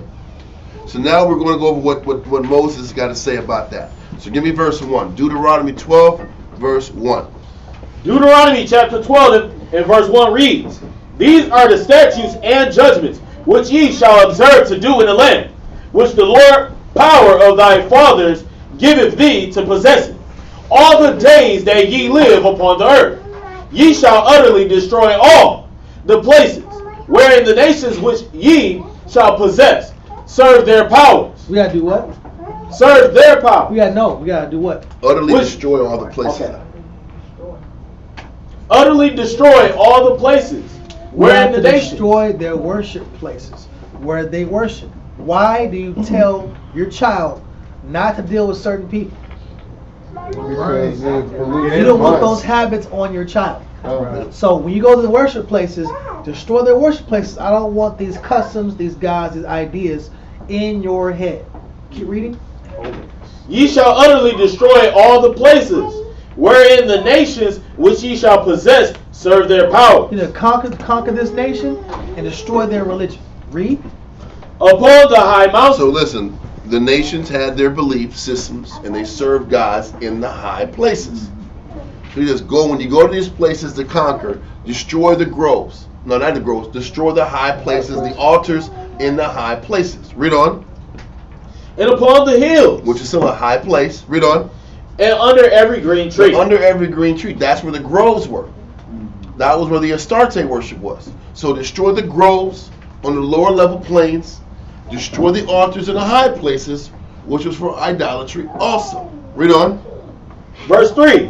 And ye shall overthrow their altars, and break their pillars, and burn their groves with fire. And ye shall hew down the graven images of their gods, and destroy the names of them out of that place. Destroy the complete influence of that idol in that place. Read. Ye shall not do so unto the Lord your God. You shall what? Ye shall not do so unto the Lord your God, Read on. but unto the place which the Lord your God shall choose out of all your tribes to put his name there. You don't put my name. Why would my name place that? So what he's saying is, I want your focus, I want your attention, and I want your presence at the place where I'm going to say my name is supposed to be laid at. Now initially, that place was called what? Jerusalem. No. Bethel, right? Nope. It was Shiloh. Oh yeah. Because Joshua established Shiloh as the spiritual hub, is where the tabernacle was. Eventually, it went from Shiloh, and it got filtered down to I think it was Kirjath. It was Gibeah. It was Gibeah.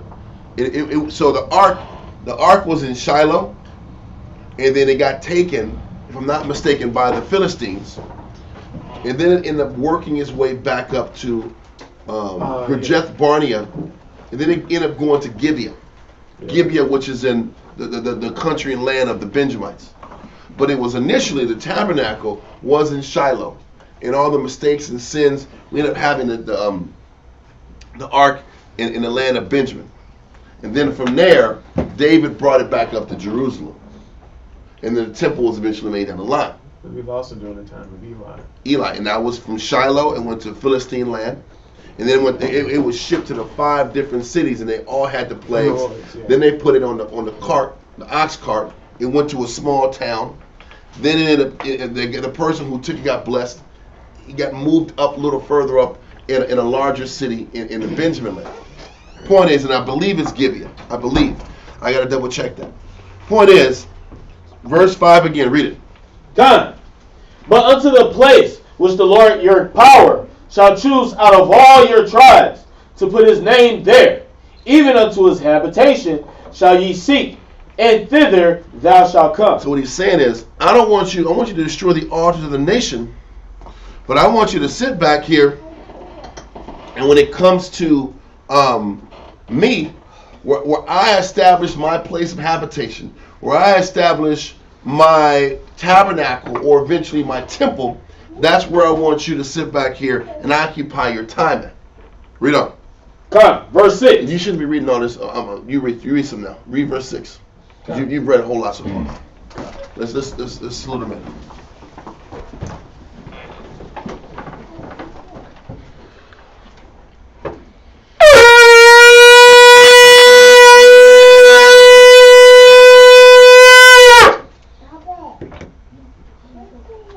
Kariah, Shashavata, Banashar, Banyasha'ala. Kariah, Shashavata, Banashar, Banyasha'ala. Amachu. Yahweh Hashem Yahshua Yahweh Hashem, Yahweh Shabbat. So it was verse 6, right? Come. So it's Deuteronomy, chapter 12, verse 6. Come.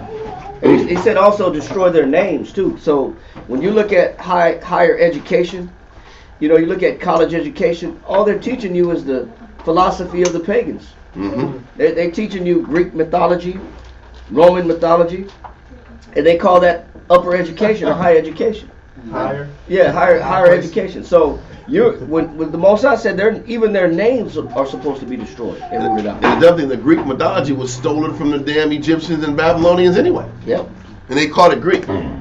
Anyway. And they call it. They say ivy leaf. When you just say ivy is a plant used by witches. Academia is talking about. I think academia means growth. The word academia means growth. So you're going to a grove. He says tear down the groves. But no, listen, let's keep going. Let's get verse 6. Come. Deuteronomy chapter 12 and verse 6. And thither ye shall bring your burnt offerings, and your sacrifices, and your tithes, and heave offerings of your hand, and your boughs, and your free will offerings, and the firstlings of your herds and of your flocks. So we see, the Most High is still expressing through Moses the importance that Israel funnels their time and their sacrifices to the tabernacle. So that desire and that requirement was still established for the people. But what's happening is the difference, once again, between Leviticus 17 and Deuteronomy 12 was that Leviticus 17 was funneling all animals through the tabernacle. Now, all the sacrifices and the spiritual sacrifices that we were supposed to give was supposed to go directly through the tabernacle. Okay, now read on. Come. Says, and there ye shall eat before the Most High. Meaning, in this city, in this country that you're going into, you shall eat, read on. Before the Most High your power, and ye shall rejoice in all that ye put your hand unto, ye and your households, wherein the Most High thy power hath blessed thee. Ye shall not do after all the things that we do here this day. Every man whatsoever is right in his own eyes. And this has been, what we're going to start reading is really what the topic of the point is today. He's saying, listen, when you go into this new land, you can't do things how you want to do things. You can't do what's right in your own eyes. There's rules and there's structure to serving the Most High. There's rules and structure in regards to how you present sacrifices to the Most High. You can't just do what you want to do, when you want to do, operating like a novice, like a rookie. Because what you're going to start seeing as a habit is Israel serving the Most High how they want, but expecting the Most High to bring about optimal blessings, optimal consideration, optimal good in their life. Okay? Okay, pause right here. Judges 17 and 6. I really don't want to go too much. This chapter, I need to tighten up. I don't mean to cut you off. We're going to go into this chapter kind of explains a lot of what we're going to. I kind of want to finish this and those BKC points, then we'll kind of open up on it. Okay, I don't even know what it is. I got to drive this point. So Moses is trying to make sure he understands that we can't do what's right in our own eyes, and he's explaining this right after he explained about where you bring your tithes to, where you bring your sacrifice to, where you bring your offerings to, where you bring your observance of the Most High to. He says you're supposed to go to this one place to sit back and honor the Most High, and you can't do in this new place, Canaan, that you've done this entire time. We've been walking in circles, doing what's right in your own eyes. He's setting the tone for the problems that we've had in the high places from here on out. Read on. Verse 9. For ye are not yet come to the rest and to the inheritance which the Most High your power giveth you. You haven't come to the inheritance yet. You're about to cross over Jordan. You're about to get it. Read on. But when ye go over Jordan and dwell in the land which the Most High your power giveth you to inherit, and when he giveth you rest from all your enemies round about, so that ye dwell in safety, then there shall be a place which the Most High your power shall choose to cause his name to dwell there. Thither shall ye bring all that I command you, your burnt offerings, and your sacrifices, your tithes, and the heave offering of your hand, and all your choice vows which ye vow unto the Most High. He's saying, listen, when you cross over, there will be a place set up, and you funnel all your religious and spiritual energy and attention to. You can't do what you've normally done and just operate on your own level, on your own path. whatever you feel like doing. Everything is structured. Everything is a centered place to focus.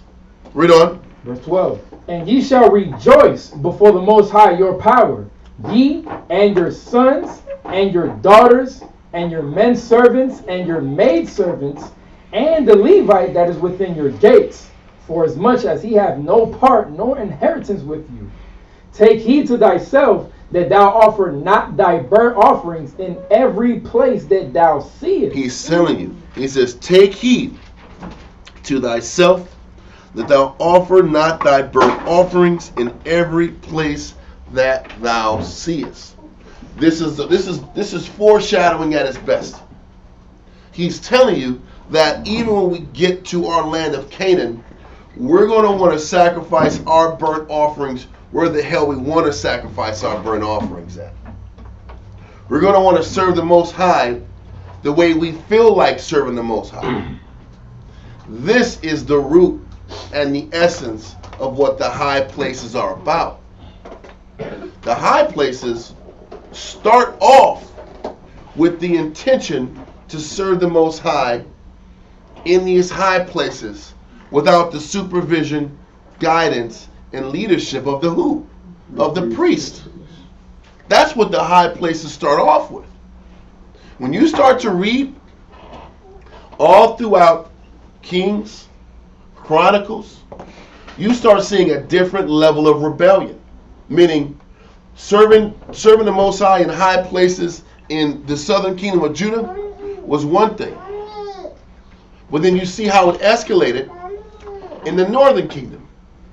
Then it escalated, and we're going to read it, into calf worship in the high places.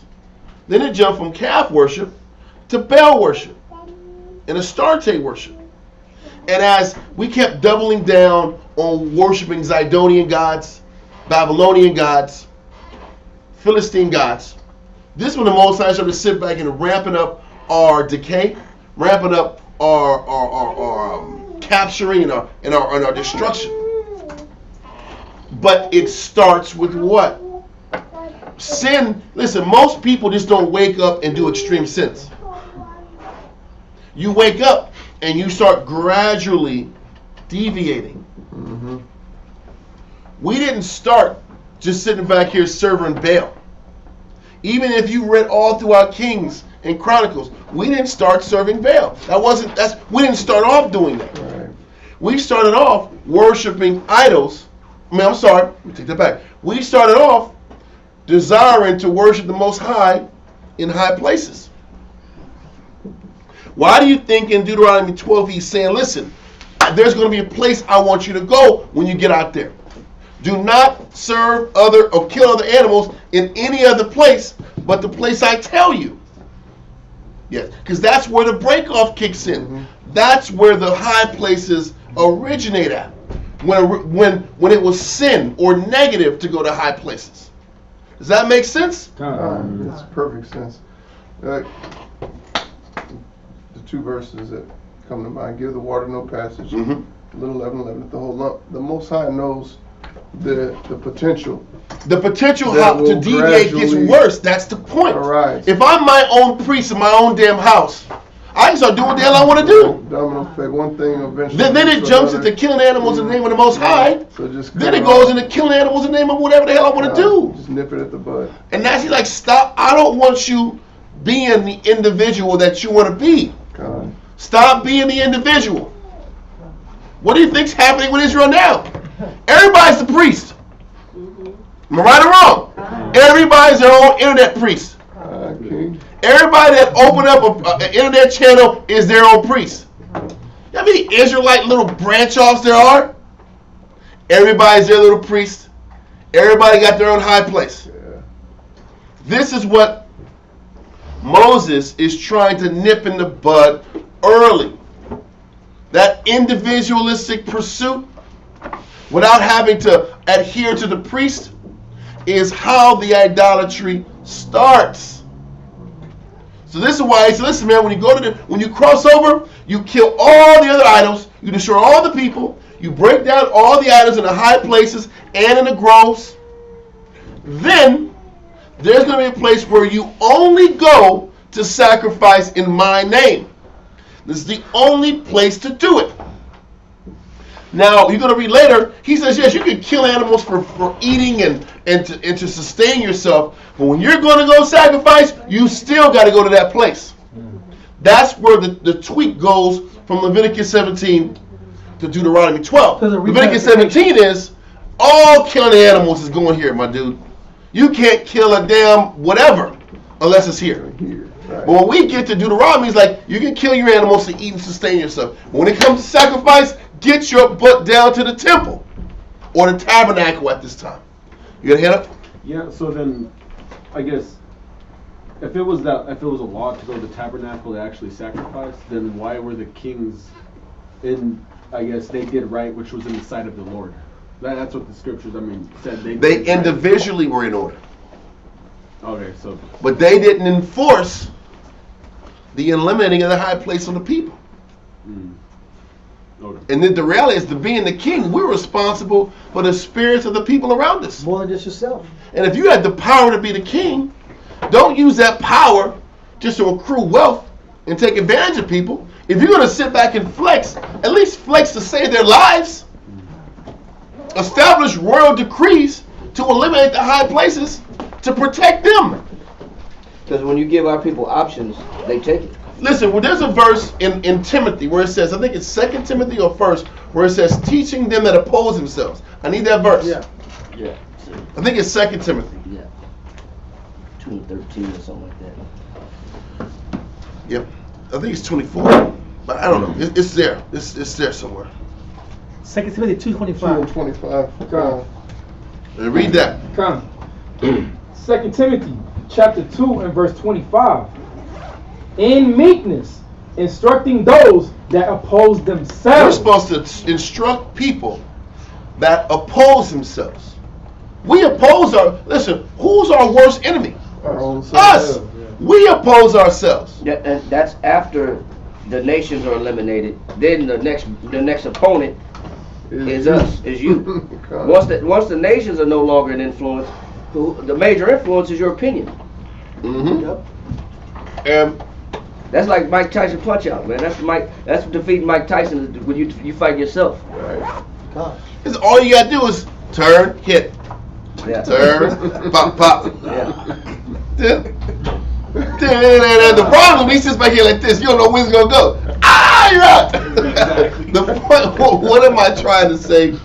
You're teaching them that oppose themselves, and if we understand that our people's nature is self-destructive, then if you were going to be the king, and I know our people's nature is self-destructive, then eliminate the weakness, because the high places was a couple of steps away from full-blown idolatry.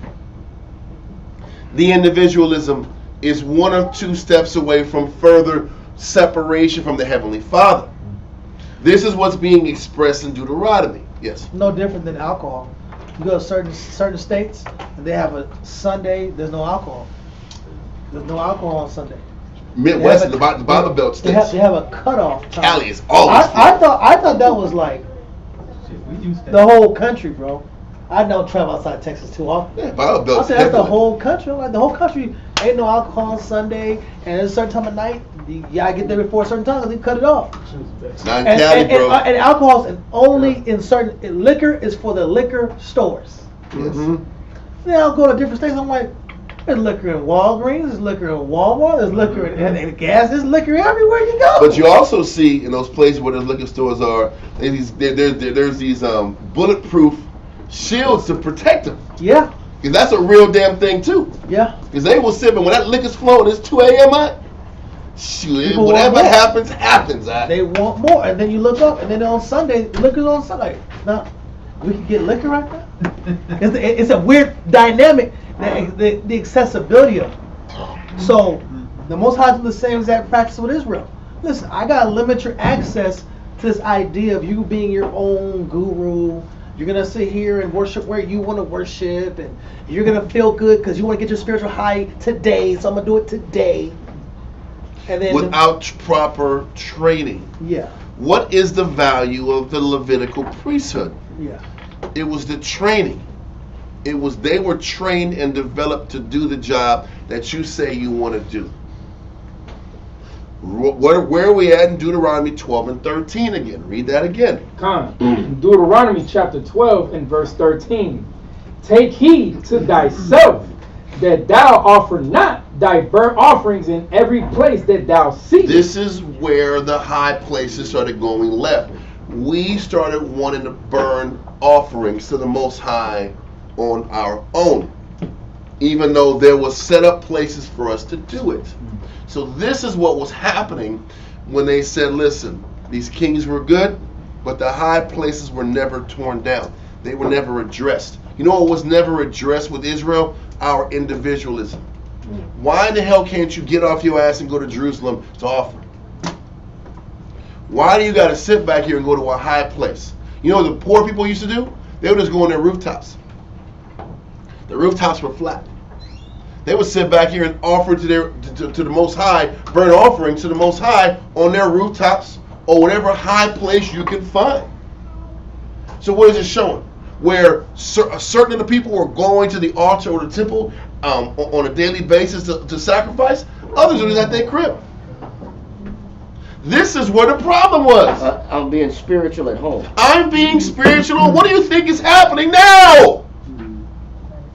It's still in us to be spiritual on our own, to offer burnt offerings at my crib.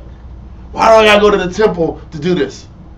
Why do I gotta sit back here and go follow Jehoiada?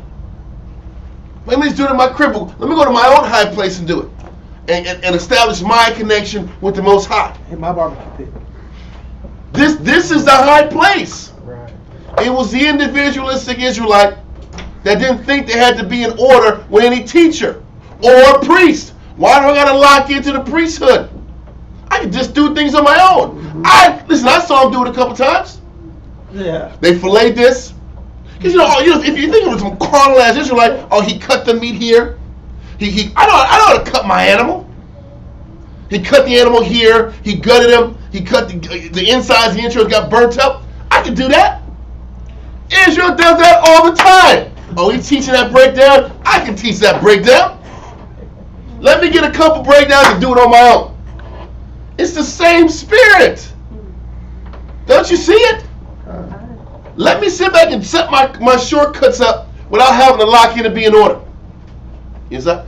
Is that why it said in 2 Timothy 25, I believe, it says with meekness, the instruction was given, which means they were going to be giving them crap back? Yes. Well, yes, but it's different than the position of what the king was supposed to do. Oh, because we're not the king, and we don't have no damn control. We're supposed to teach in meekness. And people are going to sit back here, and meekness means to endure injury without resentment. So because we're teaching people that hate us for what we stand for, we're going to be injured. And we're not supposed to take them personally. And we're supposed to allow them, not take them personally, and still give, and still teach, and still be brotherly. Because what they're doing, they're shooting themselves in the foot, having so much hate and angst towards us. And if you read that next verse, if you can read that next verse in you had 2 Timothy. Yeah, read that verse 26. Read verse 25 and 26 again. 2 Timothy chapter 2 and verse 25.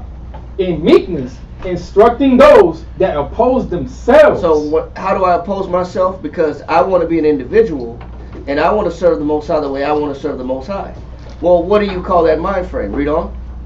If the Most High, peradventure, will give them repentance to the acknowledging of the truth. Go ahead. And that they may recover themselves Go ahead. out of the snare of the devil. It says they're in the snare of who? The devil. When you think that you can serve the Most High you want, and do what you want, how you want, and do it on your own, he says you're actually in the snare of the devil. That's pride.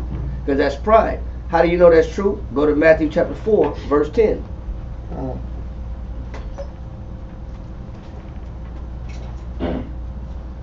Matthew chapter 4 and verse 10. Read. Then saith Yahushua unto him. He's talking to Satan. Read on. Get thee hence, Satan, For it is written, thou He shalt... said, get thee hence me and get the hell away from me. Because you're trying to get me to be an individual. You're trying to get me to do things on my own. You're trying to force my hand to be an individual and do things against the Most High's will. You're trying to get me to be an individual. That's why he said, get thee hence. Get behind me. Read on. For it is written, thou shalt worship the Lord thy power, and him only shalt thou serve. And him only shalt thou serve. By you trying to force my hand for me to do what I want to do, you're withdrawing me from the Most High. That's why he's telling Satan, get the hell from behind me, because I'm not gonna do anything besides what the Most High commanded. But not everybody agrees to that. If some people believe that I get to choose how I want to serve and worship the Most High. Well, who's influencing you then? Satan is influencing you. And I don't have to be up under somebody. Yeah. I don't have to be a tutor and a student. The whole tutor until the time appointed by the Most High. The whole point of the Levites being the priests, man, everybody else had to sit back and lock into how they did things on their time. You know, think about this. Why would a person not want to go to the temple? Because they don't feel like it. Convenience. Yep. Why I gotta be in line all day long? I can stay home and do it. I can stay home. I can go to the mountain, do it myself, and come home, and I got the rest of my day to myself. Right. I don't want to see that. What's that got? I don't want to have to be inconvenienced. I don't want to have to be in somebody else's timetable, somebody else's method. It's the individual. It is the root of the individual. Me time. Introvert. It is the root of the anti-camper. There we go. I said it. I can do it in the comfort of my own home. It's the root of the anti-camper. Why do I gotta lock in to this guy and his timetable and what he says and what he does? Let me be the individual and do what I want to do. But that door opens the door into further rebellion, and it escalates. Because the more you get detached from the body, the weaker you get. The more disconnected the spirit that you get. And everybody that wants to sit back here in the anti-camp gets lost. Gets spiritually disconnected from the body. And I missed the brotherhood. Well, shit, you chose being an individual. What do you think's going to happen when you choose being an individual? You want to have it everything your way. You want to be an individual and you want all the brotherhood, the love, and the war. You ain't getting both. You can't have it both ways. That's the point. Read verse 13 again. No more questions. We're going to keep going through this and then we'll stop. Deuteronomy chapter 12 and verse 13. Take heed to thyself that thou offer not thy burnt offerings in every place that thou seest. He said, don't sit back here and commit burnt offerings in every place that thou seest. When you want to do it, where you want to do it, how you want to do it, because it's good to you. That's the point. This has nothing to do with idolatry. This is rebellion. They're not sitting back here and burning these burnt offerings to idols. This is people burning burnt offerings to the Most High in other places. To save their time. To save their time, for their convenience, for their pride. Because a lot of guys do it because they want to feel like they're doing something powerful. I'm on point because I did this for the Most High. Or I'm trying to sit back here and cut time down. Whatever reason a person has to be an individual, he says don't do it. Control, ego, time saving, convenience, slothfulness. Whatever he says, don't do it that way. Well, I disagree with Lock in, make the trip, make the sacrifice, be inconvenienced, be in order. Does that make sense, everyone? Our people always say there's got to be an easier way. That's the point. It's always, whenever you sit back here and give it to somebody, it got to be easier than that. But the funny thing is, you go do your own thing and you connect with somebody else, they're going to say what? It's got to be easier than that. It's always an easier way. And every time a person pursues the easier way, you diminish the caliber of what you're doing. You diminish the offering. You diminish the pureness of the offering. The offering is pure because you got to go through the hard way to do it. Go to church. That's the point.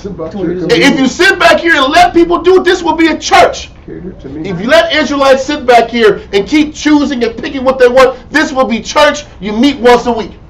I'm telling you, I know it. You don't got to commit nothing. Just show up once a week. And you know what? Half of them won't even show up once a week. Because why are you telling me what I got to do? Right. Why is it got to be your way? I'm going to show up every other week. That's the nature of mankind. Everybody, I'm going to show up once a month. Right. Because everybody's going to do what they want to do. Yes, sir? I was going to say, it's funny. It reminds me, a lot of our people convert to, I shouldn't say it,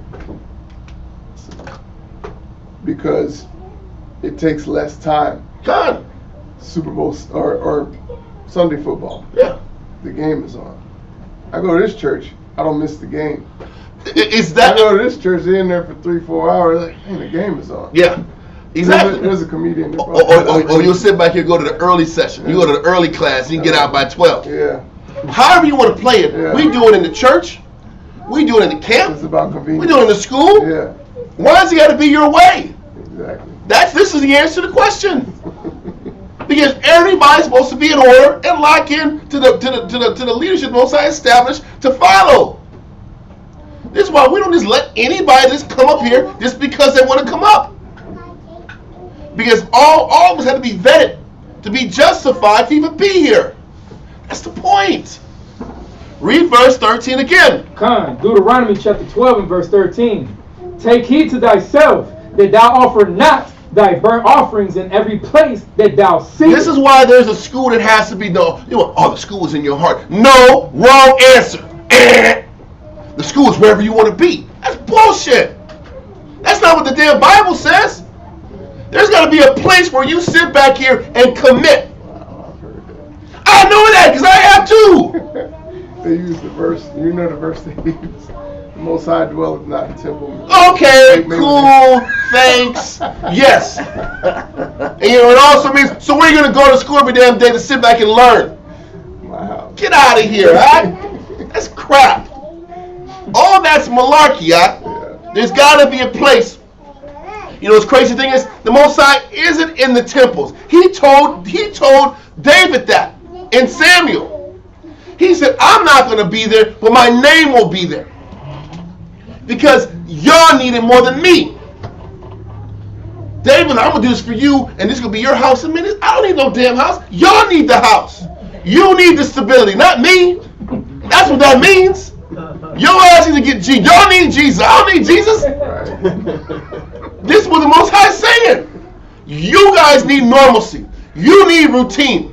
You need discipline. So no, I'm not there. But this is where you can have a consciousness of where I am. So you can learn stability and order and respect. That's the point. 13 again. Con, Deuteronomy chapter 12 and verse 13. Take heed to thyself that thou offer not thy burnt offerings in every place that thou seest. Read on. But in the place which the Most High shall choose in one of thy tribes. One of the cities of the tribes is where everybody got to congregate. I don't care how far it is. I don't care if you happen to be in Naphtali and that's far. It doesn't matter. Get off your butt and make the commitment to class. Read on. There thou shalt offer thy burnt offerings, and there thou shalt do all that I command thee. Read on. So go to this centralized place and serve me. Read on. Verse 15. Notwithstanding, thou mayest kill and eat flesh in all thy gates. He says, and this is where the law from Leviticus 17 changed. He said, nevertheless, you can kill your animals if you just want to eat a burger and kill a cow. You can do it in your own house. You can do it in your own city. No problem. You're not required to sit back here and bring every single animal that you kill in front of me like it was in Leviticus 17, because logistically that's just too much at this point. Does that make sense now? Read on. Whatsoever thy soul lusteth after. You want some bison? I had a bison burger. It was really overrated. I thought it was gonna be something fancy. Yeah. It's overrated. I was like, this is it's grass fed. I'm like, it's real small. I'm like, they ain't cooking right. I'm like, they cooked it right. Just it needs this. I need some flavor. I need some more condiments, some flavors, some different spread. I'm like, then the fries are garbage. Like, This burger spot. It was Hop Daddy. This is garbage. Do not go to Hop Daddy. I was not impressed. I'm clowning out. That's the opposite of a plug. Thumbs down. And the Warren loves burgers, and I didn't like it. Anyway. So read verse 15 again. Deuteronomy chapter 12 and verse 15. Notwithstanding, thou mayest kill and eat flesh in all thy gates. Whatsoever thy soul lusteth after, according to the blessing of the Most High, thy power, which he hath given thee. The unclean and the clean may eat thereof, as of the roebuck and as of the hart. The unclean and clean person is what that's saying. Not the unclean and unclean animal. The unclean person, the clean person can eat these animals. Is that? Yeah, 15:22. Yeah. Let's read that real quick just to make sure people don't lose their faith in that one verse. Deuteronomy 15. I can eat pork. This said I can eat pork. I want that pork. Give me that pork. Nah. No, you gotta just clean up the Jews, man. They looking for pork verses. It's that one and then the verse about Thanksgiving. Right. It's all cleansed if you have Thanksgiving. Read Deuteronomy 15 and 22. Deuteronomy chapter 15 and verse 22. Thou shalt eat it within thy gates. The unclean and the clean person shall eat alike, as the roebuck and as the hart. That's the point. The unclean and clean person can eat meat and kill the animal outside and away from the tabernacle or the gathering place. That's what that means. Okay? So, read on. Listen, I'm gonna need you to head out. Have not how go. You're gonna. I'm only gonna head out. It's 12:30. I tried to stretch it out as long as I could. Next person. Huh? Oh yeah. I'll organize. Let them set up. They can do it.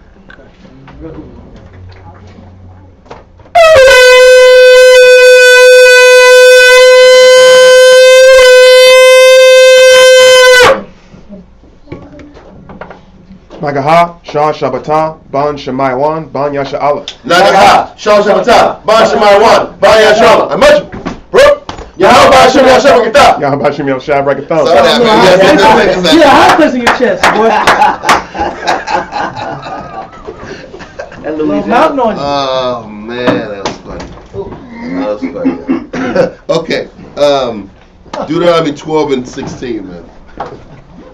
Deuteronomy chapter 12, verse 16.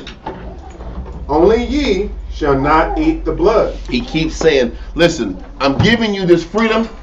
Don't eat the damn blood. Don't be a beast. That was the reason behind the restrictions in Leviticus 17. Read on. Only ye shall not eat the blood.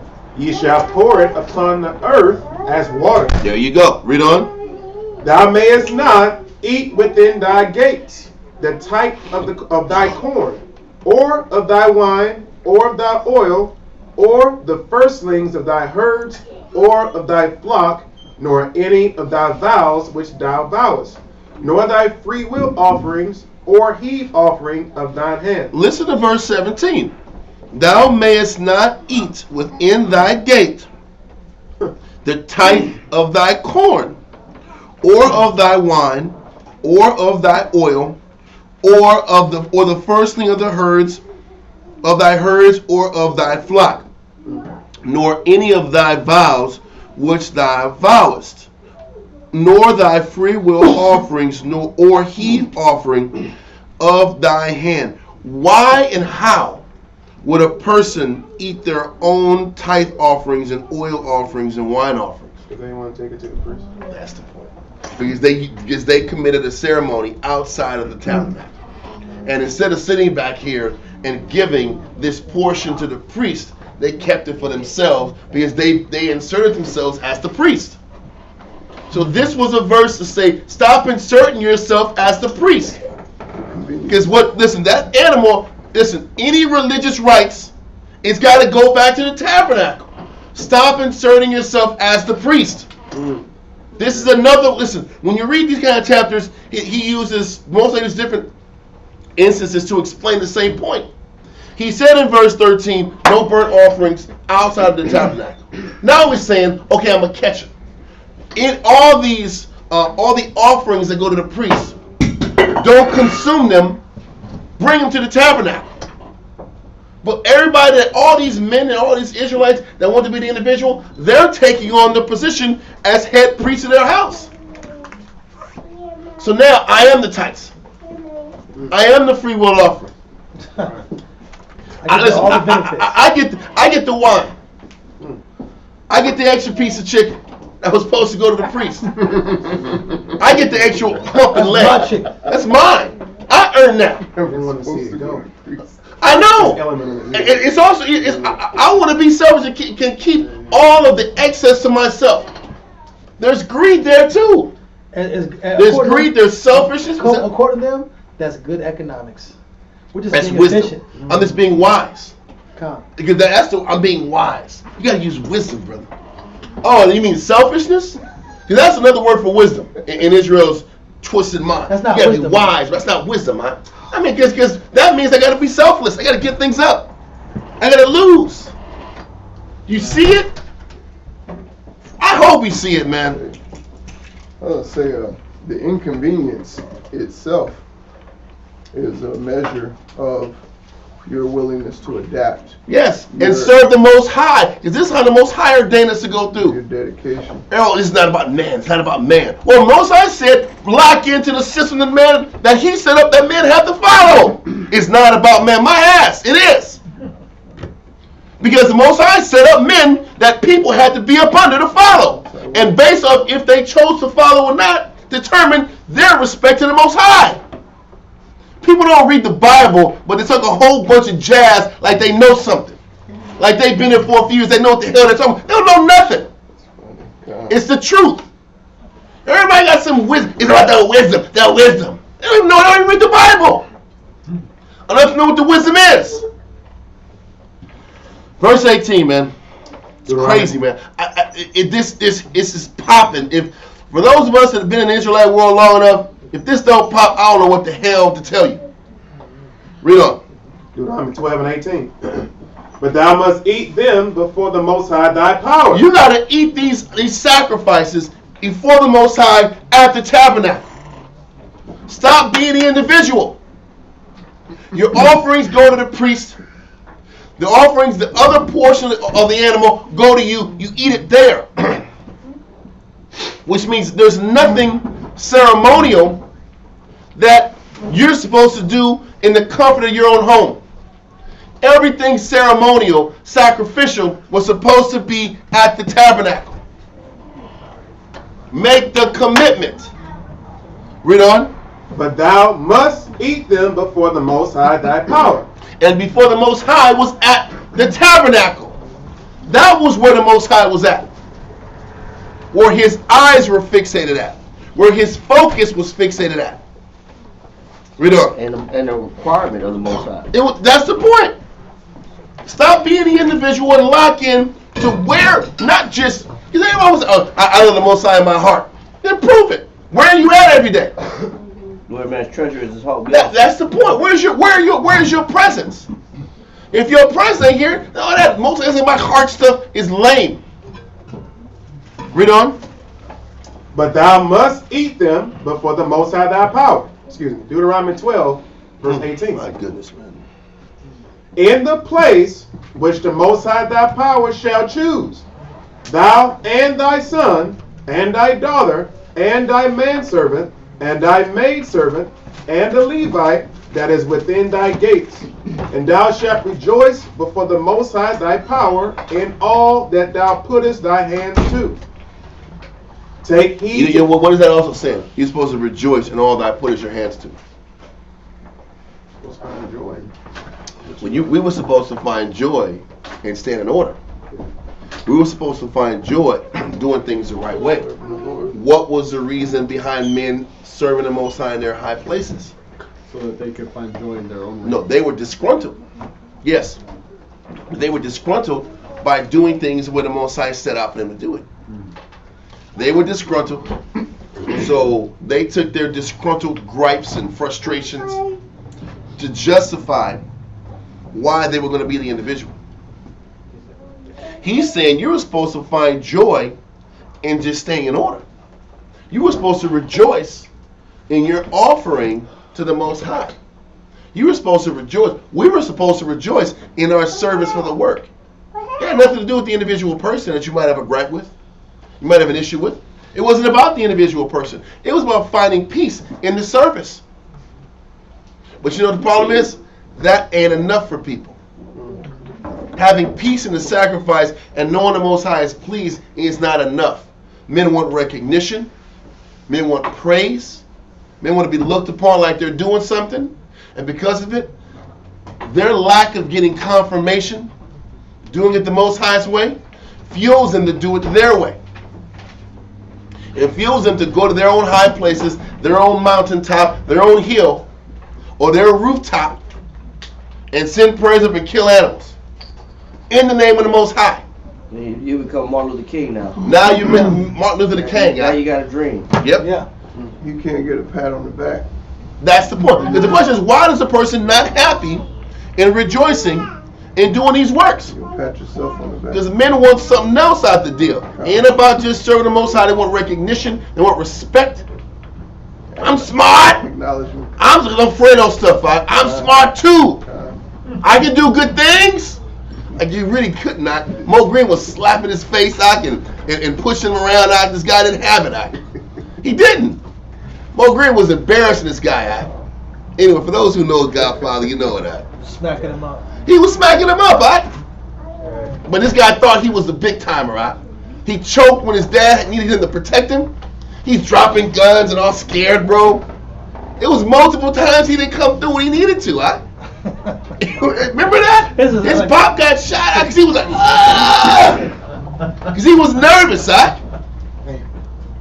So like, now, no, you're not the guy, bro. You got to support Michael out. Support Michael out and help out the family out. You're number 4, bro. It's cool. You're not better than Tom. You're not better than his consigliere out. You're not better than him. You're not his muscle. You're not his like head security officer. You're 4, bro. Maybe 5. Be that guy. Anyway, I didn't like Fredo. Fredo was lame. But I took him out pretty bad, man. Well, you know what? Listen, bro. Listen, I'm not advocating it. He was already broken, but he put the family with some problems out in Cuba. Anyway, I'm going into unnecessary things. It's a great movie, man. For those of y'all who know, man. It's 1 and 2 show where Fredo was whack at. But anyway, let's go. Let's go 19. Deuteronomy 12, verse 19. Take heed to thyself that thou forsake not the Levite as long as thou livest upon the earth. You see how the theme keeps going? Stop sitting back here and turning your back on the priesthood, the process of the priesthood, the structure of the teaching, and the hierarchy of how things are supposed to be. Yeah, not for pride's sake. It's just for order's sake. That's the point. Stop breaking the order. Because all of this is about breaking order. Yeah. Being out of order. Don't forsake the Levite. Because all the things you being wise is taking food out of this family's mouth too. You thinking you're being smart and wise for you, you're sitting back here turning your back on the Most High and the people who dedicate their lives to the Word. He's telling you the point. But this is Israel to the heart. If it don't benefit them, they don't give a crap. People that only care about themselves. It's an easier way. Easier. It's ease. It's comfort. It's saving money. It's prestige. It's honor. It's respect. Right. Imagine getting a couple people to lock into you. You think it was just one family doing it? It was one family and maybe like 5 other families with them. They go in a high place. Now they got their little assembly. So nobody can say, well, you know, I'm going to serve the Passover how I want. I'm going to do my own Passover. You can't do that because we're going to go into the scriptures about that too. But everybody was setting up their own pockets of spirituality, their own little small camps, their own little small breakups. And we will all go here, let's do our sacrifice at this mountaintop. Bring your animals, I'll do it. I'll walk y'all through the process. I watched it. I know it, I've done it already. And the Spirit's been blessing me in my house. For real, let's do it. This is the high places. The individualist. The people don't want to lock into the established order. People to say, "Oh man, they would worship idols up there." Not at first, sir. But that's my point. It wasn't at first. They weren't worshiping idols. They were worshiping the Most High their way, and then it eroded and retarded into idolatry. It just became any high place. Any high place, any belief system, any religion, any God. Because the problem, I'm going to cut you off, I'm so sorry. The problem is this: once you start deviating, the deviating is non-stop. The deviating continues. Because, okay, if one person decides to deviate, right? And then when they deviate, they establish their standard. Then who's to say another person can't change it? And then who's to say another person can't change that? Then all of a sudden you just get multiple branch-offs of standards. Yes, sir? Would that be that you would come and say their excuse would be, well, you did it? Yes, or it's not wisdom. Right. It's your same reason for you leaving and not being on board. It's not wisdom. That's not the spirit. Okay, then it's not the spirit for you, then somebody else says the spirit that's the spirit for me. Inconveniences you. That's the point. But that's the high places. And if we're going to eradicate the sin from the root, eliminate the high places, eliminate the individuals, and don't give the individuals a platform to thrive. That's how you break idolatry at the root. Because idolatry is individualism at the root. That is the start of idolatry. I want to post scripture for that. It says whose God is their own. That's the point. So people start off Most High, Most High, Most High, Yahweh Bashem, Yahweh Shai, the Father, Bible, Bible, Bible. But then when it becomes about my individual need, then my belly is my appetite. What satiates my palate. My palate is my perspective, my desire, what I see fit, what I agree with. Now, my God or my power, what empowers me is my opinion. So now, I'm serving the Most High, Most High, Most High, but I want to do the Most High thing over there. What I have to do over here, I can do it over there. That's just one small sliver of variation. Still the Most High thing, I just want to do it over there. So now we slightly variate over here because my belly, my appetite, my opinion, my perspective set over here is better because it benefits me. Always. It always benefits me. It never inconveniences me to do it. It always benefits me to do it. Saves me gas. That's how you know it's bullshit.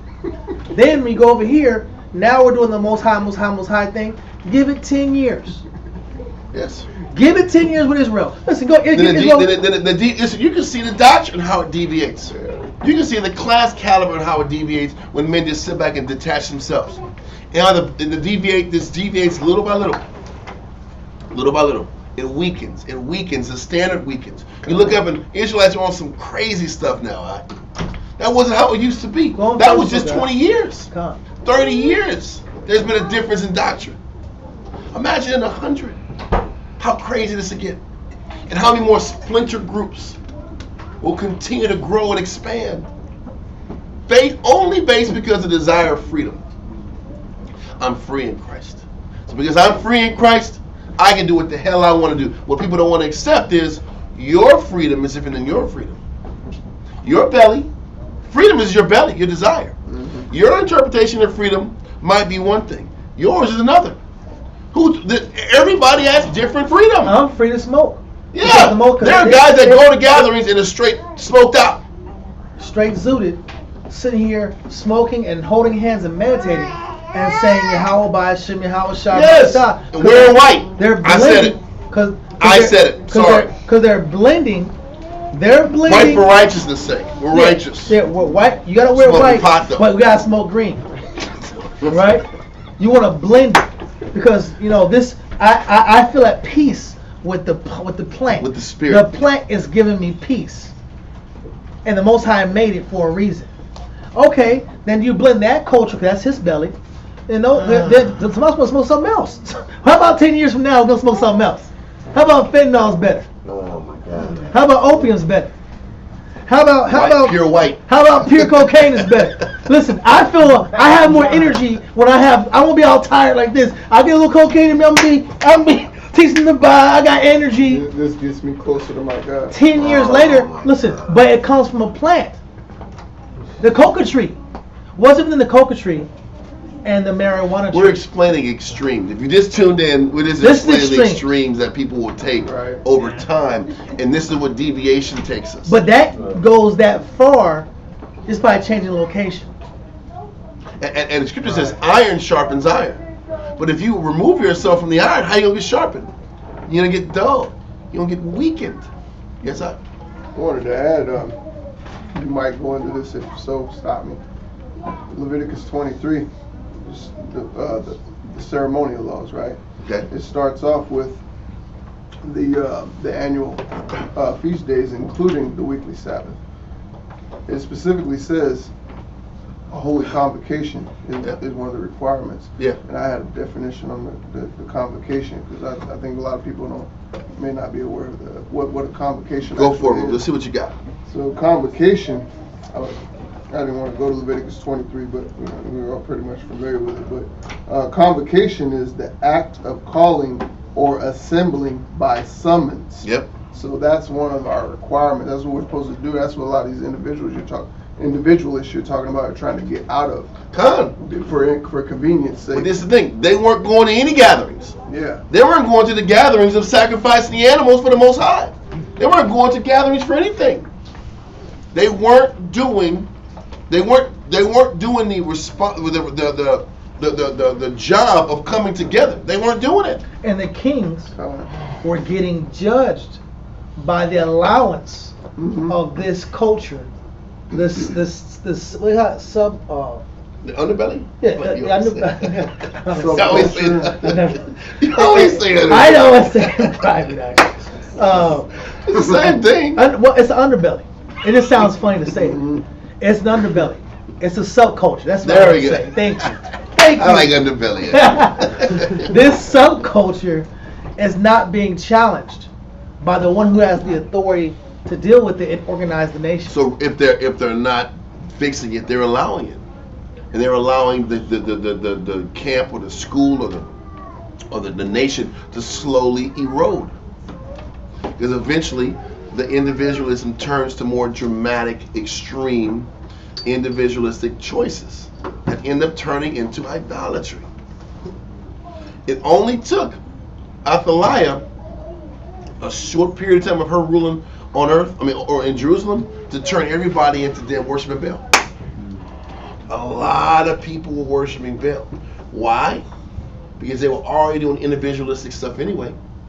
And then Baal-isms was brought into the country, and then it just sparked like wildfire. If you were already individualistic, being shown some other outside stuff was nothing new anyway. Anyway, let's keep going. It was Deuteronomy 12 and 20. Let's get 19 real quick if you can. Deuteronomy chapter 12, verse 19. Take heed to thyself that thou forsake not the Levite, as long as thou livest upon the earth. It sounds like a long time. Yeah. So that means lock in. It doesn't matter what you want to do. Lock into the established order. Read on. When the Lord thy power shall enlarge thy border, as he hath promised thee, and thou shalt say, I will eat flesh, because thy soul longeth to eat flesh. Thou mayest eat flesh, whatsoever thy soul lusteth after. Now this makes sense. He's like, you could eat flesh, because before you couldn't eat flesh unless you killed the animal you was eating right in front of the priest. Right. Now it's like you can eat flesh on your own. Just make sure you don't mess with the blood, and make sure your sacrifices go directly to the Most High at the tabernacle. Wow. You see how it makes sense now? If you didn't have that background, it wouldn't make any sense. It wouldn't make any sense. Why is he saying you can eat meat? Of course I can eat damn meat. It's my meat. But he's like, it's not that. It's, listen, I'm allowing you to eat your food, but the Most High's stuff is you still got to go out of your way, inconvenience yourself, go to a school, go to the gathering place, come out of yourself, lock in. Stop being the individual preacher. I heard, listen, I talked with Kyle Cobb's congregation, Kyle Cobb, and he sat back here. Kyle Cobb taught some people for like a year. And they said, listen, some people were like, I think it's time for us to move on. What? 1 year of teaching? You're a Bible master now? Get out of here, bro. Kick rocks. You think that's all you need? Then I heard that some of their group, they're just regurgitating the same damn class they had over a year. That's not enough. That's high places stuff right there. Now, That's high places territory. And I want the authority. That's the now point. I'm the authority. That's the high places. It's positioning yourself for authority by breaking wedlock. Really, I'm breaking the connection that I was supposed to have. And I'm just going to use what I got, use what I was taught, and freestyle it. We get mad when women do it though. See, that's the difference. When women do it, oh, it's an independent woman. We gonna thumbs down on that one. We don't talk about thumbs down, independent, going independent when it comes to breaking order. Spiritual leadership. Yeah, we don't talk about that. We just want to deal with the women that are individualistic. That's the point. But we want the women to lock in. You got to stay in order, but I don't have to. It goes both ways. I can have my high place, but you don't have your high place. And that's the hypocrisy in mankind. That's one. No, I just want to bring the scripture up. Mark 3:24. Mark chapter 3, verse 24. Read that. And if a kingdom be divided against itself, and the Most High knows, and Christ knows, when you start implementing this individualism, then you bring it in division. Yep. But like you said, it's fair when I do it as a man, but hey, the sisters better not do it. What was the law say? Well, the law says you got to lock into the tabernacle too. I said the wife is bound to her husband as long as he living. You gonna pull that verse? You bound to me as long as I'm breathing. Listen, and you're bound to the tabernacle as long as you live. How about that one? Exactly. You're bound to the tabernacle. And that's what Who taught you? Christ is saying this out of his mouth. That's what he's saying. Okay. Because he knows that when you start bringing in individualism, you're starting to split the power of the whole. You start to divide the power of the whole. The whole is one. One means whole. But when you start bringing in division, you start dividing the power that exists within that unit. Right?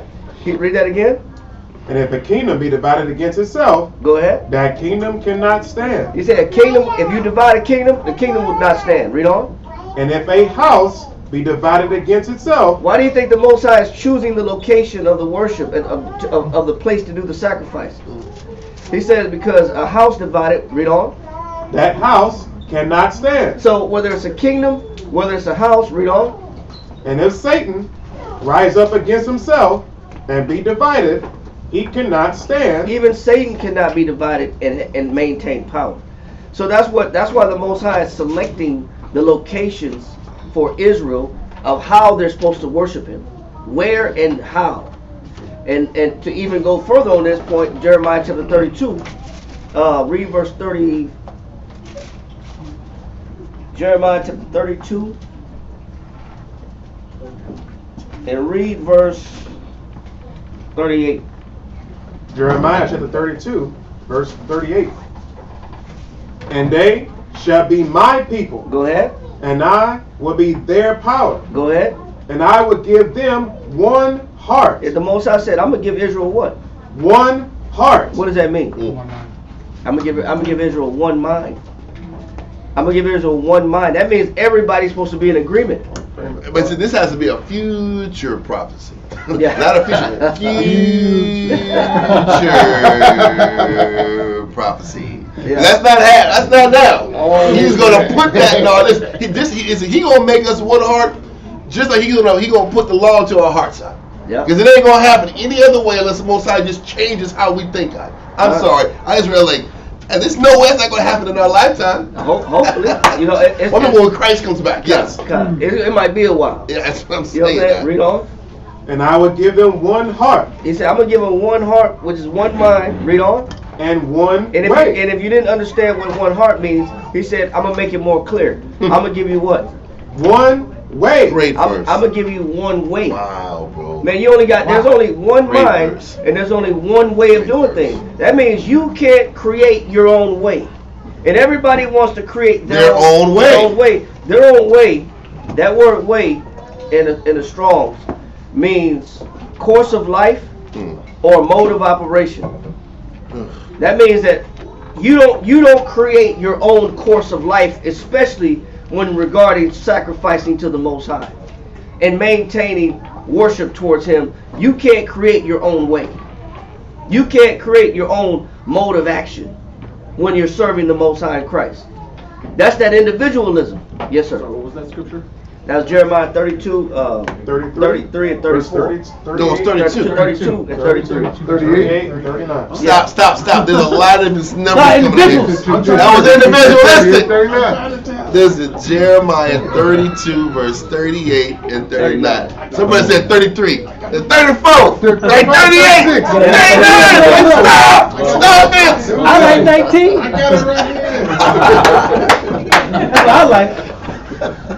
That's crazy. So he said, read that again. Jeremiah chapter 32, verse 38. And they shall be my people, and I would be their power, and I would give them one heart. Go ahead. And one way. That way also means road, distance, journey, manner, direction, habit, course of life, or mode of action.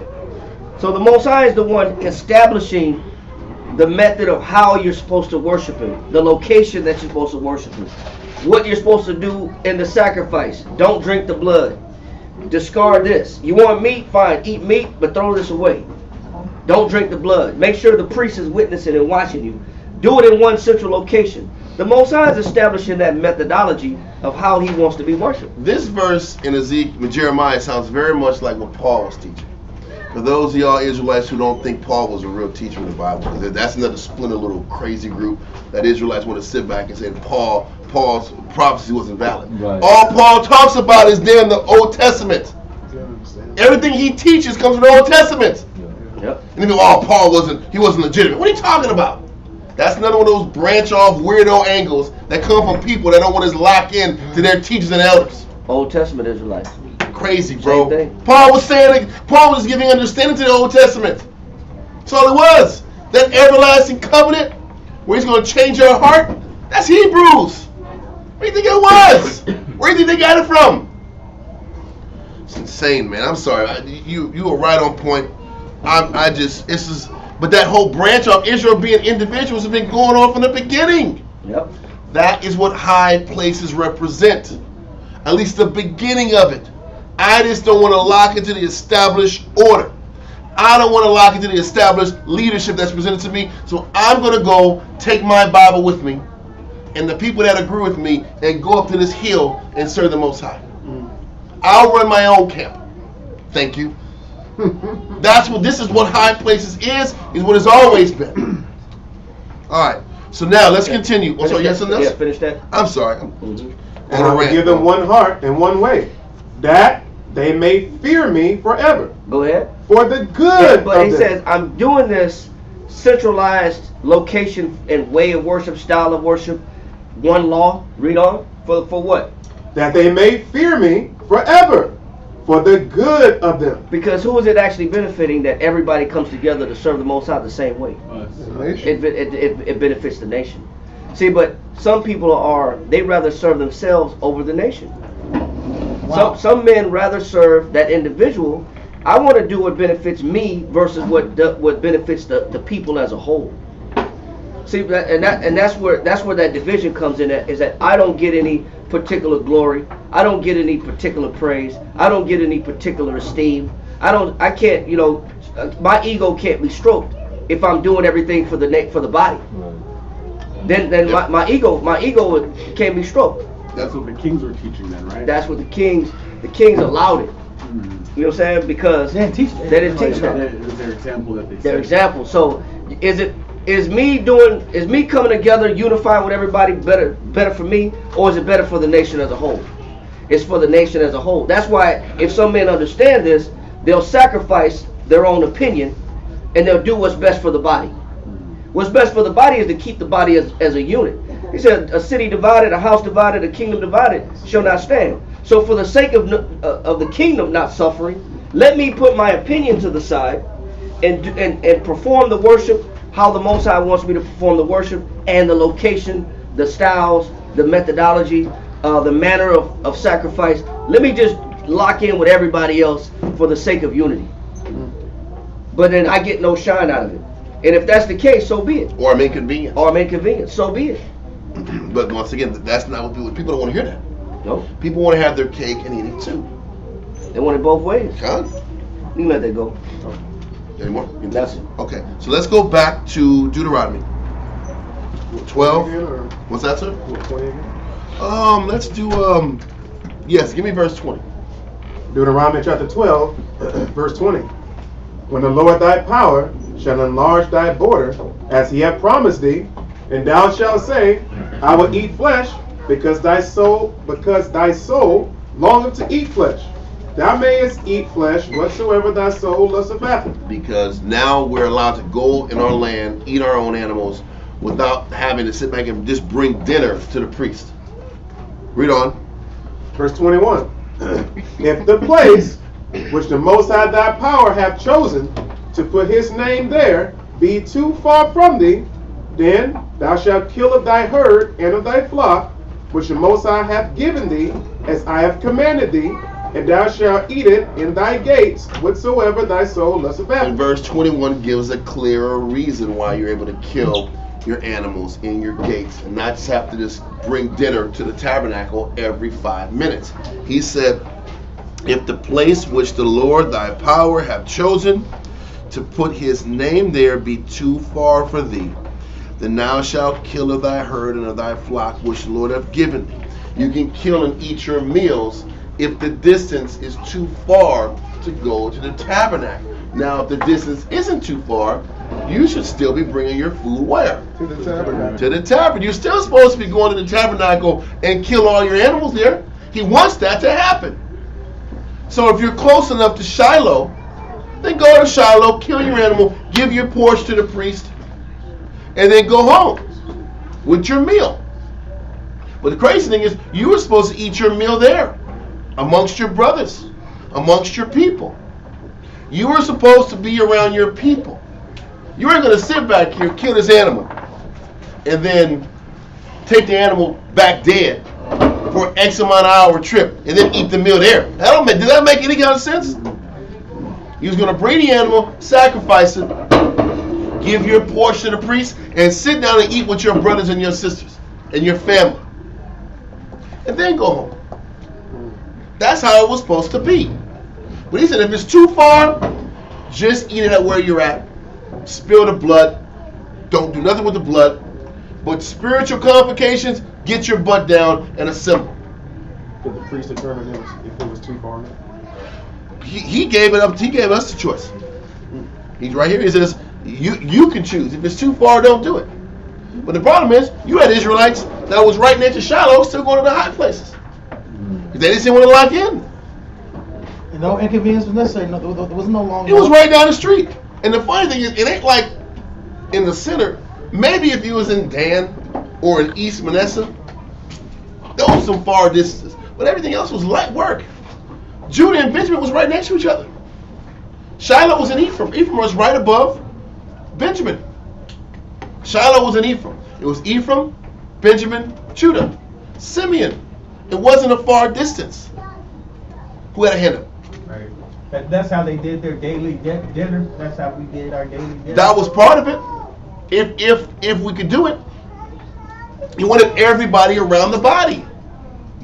That's how we were all taken care of. Yes, the priests were taken care of. This is your basic offering, your basic free will offerings. It'll explain itself when we go into the commentary. You got a hand up? Yeah, I was gonna say, would there be a specific reason that you would choose a place that was too far? Well, no. Perhaps for your convenience. No, I'm too far. Well, I can't say that because we were all given our land. Moses gave us our ancestral land. So based off the land that was allotted to you, your situation was what it was. Control the land. You can't control your ancestral land. That was before the temple was established. Now I am going to say this: Dan didn't have to go all the way up to the tip top. In the beginning, Dan was right next to who? You remember? Dan was next to Benjamin and Judah, to the left. Remember, Samson was right next to the Philistines. Remember that? He was right next to the coast, but we was wicked, and the Philistines was kicking our tail, and we ran from them. Dan shouldn't have been that far. Dan should have been in the south. Anyway, let's continue. Deuteronomy 12 and 22. Even as the roebuck and the heart is eaten, so thou shalt eat them. The unclean and the clean shall eat of them alike. Read on. Only be sure that thou eat not the blood, for the blood is the life, and thou mayest not eat the life with the flesh. Most I keep repeating the same points to drive the point in. Yeah. Don't be the individual. Just spill the blood. Read on. Thou shalt not eat it. Thou shalt pour it upon the earth as water. Don't do witchcraft. So he's like, don't do witchcraft. Don't be individuals. But I'm giving you freedom. This chapter is about, I'm giving you freedom. Don't take advantage of the freedom. Read on. Thou shalt not eat it, that it may go well with thee, and with thy children after thee, when thou shalt do that which is right in the sight of the Most High. If you want the Most High, you want me to look after your family and your children, you got to do things in order. It starts with you. If you deviate, your deviation is going to have an effect on your family, and your family's family, and your children's children. Don't deviate. Read on. Only thy holy things which thou hast, and thy vows thou shalt take, and go unto the place which the Most High shall choose. And thou shalt offer thy burnt offerings, the flesh and the blood, upon the altar of the Most High thy power. So let me go back to 26. Only thy holy things which thou hast, and thy vows thou shalt take, and go into the place which the Lord shall choose. He's still saying you still owe the Most High what's his. You still have to congregate. We were sitting back here and giving our vows and our holy things to ourselves in our own little cities. We weren't even listening to this order. That's how the high places sin. Does that make sense? This is how the high places sin. We weren't following his commandments. Read on. Verse 27. And thou shalt offer thy burnt offerings, the flesh and the blood, upon the altar of the Most High thy power. And the blood of thy sacrifices shall be poured out upon the altar of the Most High thy power. This is the third time he said this. Your altars should be only in the tabernacle or eventually the temple. In front of the priest. In front of the priest. There should be no other reason why you're sacrificing to the Most High. The Most High has commissioned people to do that for you. Stop being an individual. Read on. And the blood of thy sacrifices shall be poured out upon the altar of the Most High thy power, and thou shalt eat the flesh. Observe and hear all these words which I command thee, that it may go well with thee. If you want things to go well, just follow. Read on. And with thy children after thee forever, when thou doest that which is good and right in the sight of the Most High thy power. When the Lord thy power shall cut off the nations from before thee, whither thou goest to possess them, and thou succeedest them, and dwellest in their land, take heed to thyself, that thou be not snared by following them. Because of this too, and what the long-term result is, over time, it was to separate into different political factions. Got it. That spirit of high places, because we like, oh, I don't see anything wrong. This is a high place, but it's all good. High place is only cool when they know military conflict going on. When another nation wants to invade Israel, also we gotta come together. We gotta defend each other. That's the only time we want to come together. That's the game we play. You want to come together. It's time to come together. It's time to come together when it's wartime, because individuals get destroyed. When it's peacetime, you want to be an individual. But this is the thing. Over the course of time, because those high places aren't eradicated, you look in the Maccabee time period, you look in the Christ time period, then you have Pharisees, Sadducees, prophet tradition, right? And then you have just individuals. You have different political regimes that are bred out of these high places. Yeah. It's a door for alternate political regimes. That's why he said about a snare. He says eliminate these gods because they're going to be a snare for you. But the snare starts with being the individual. The snare starts with individuality, and then it just branches off and morphs into idolatry. That is the point. Because idolatry is just a deviation on a higher level. That's really what it is. And that has been something that has been a curse to Israel since we were Adamites. Deviation, idolatry, doing things the way we want to do things. That has been the cancer to the people. So idolatry has been our kryptonite, but the fuel of the idolatry is the desire to be an individual. A convenience, because when you deal with the alternate path or alternate power, they offer you an easier way to get the same thing. God. Or you want your crops to grow, the Most High's way, or Astarte's way. Well, Astarte, all you want is this, and this. Yep. Just kill this, you're good. All right, this is Just do this physical debauchery and you're good. Yeah, physical debauchery, but it's quick, it's over with. I'm living my life, my crops grow. What does it show? Idolatry and convenience and individualism. That 3-pack is bad for our nation and destroy our people.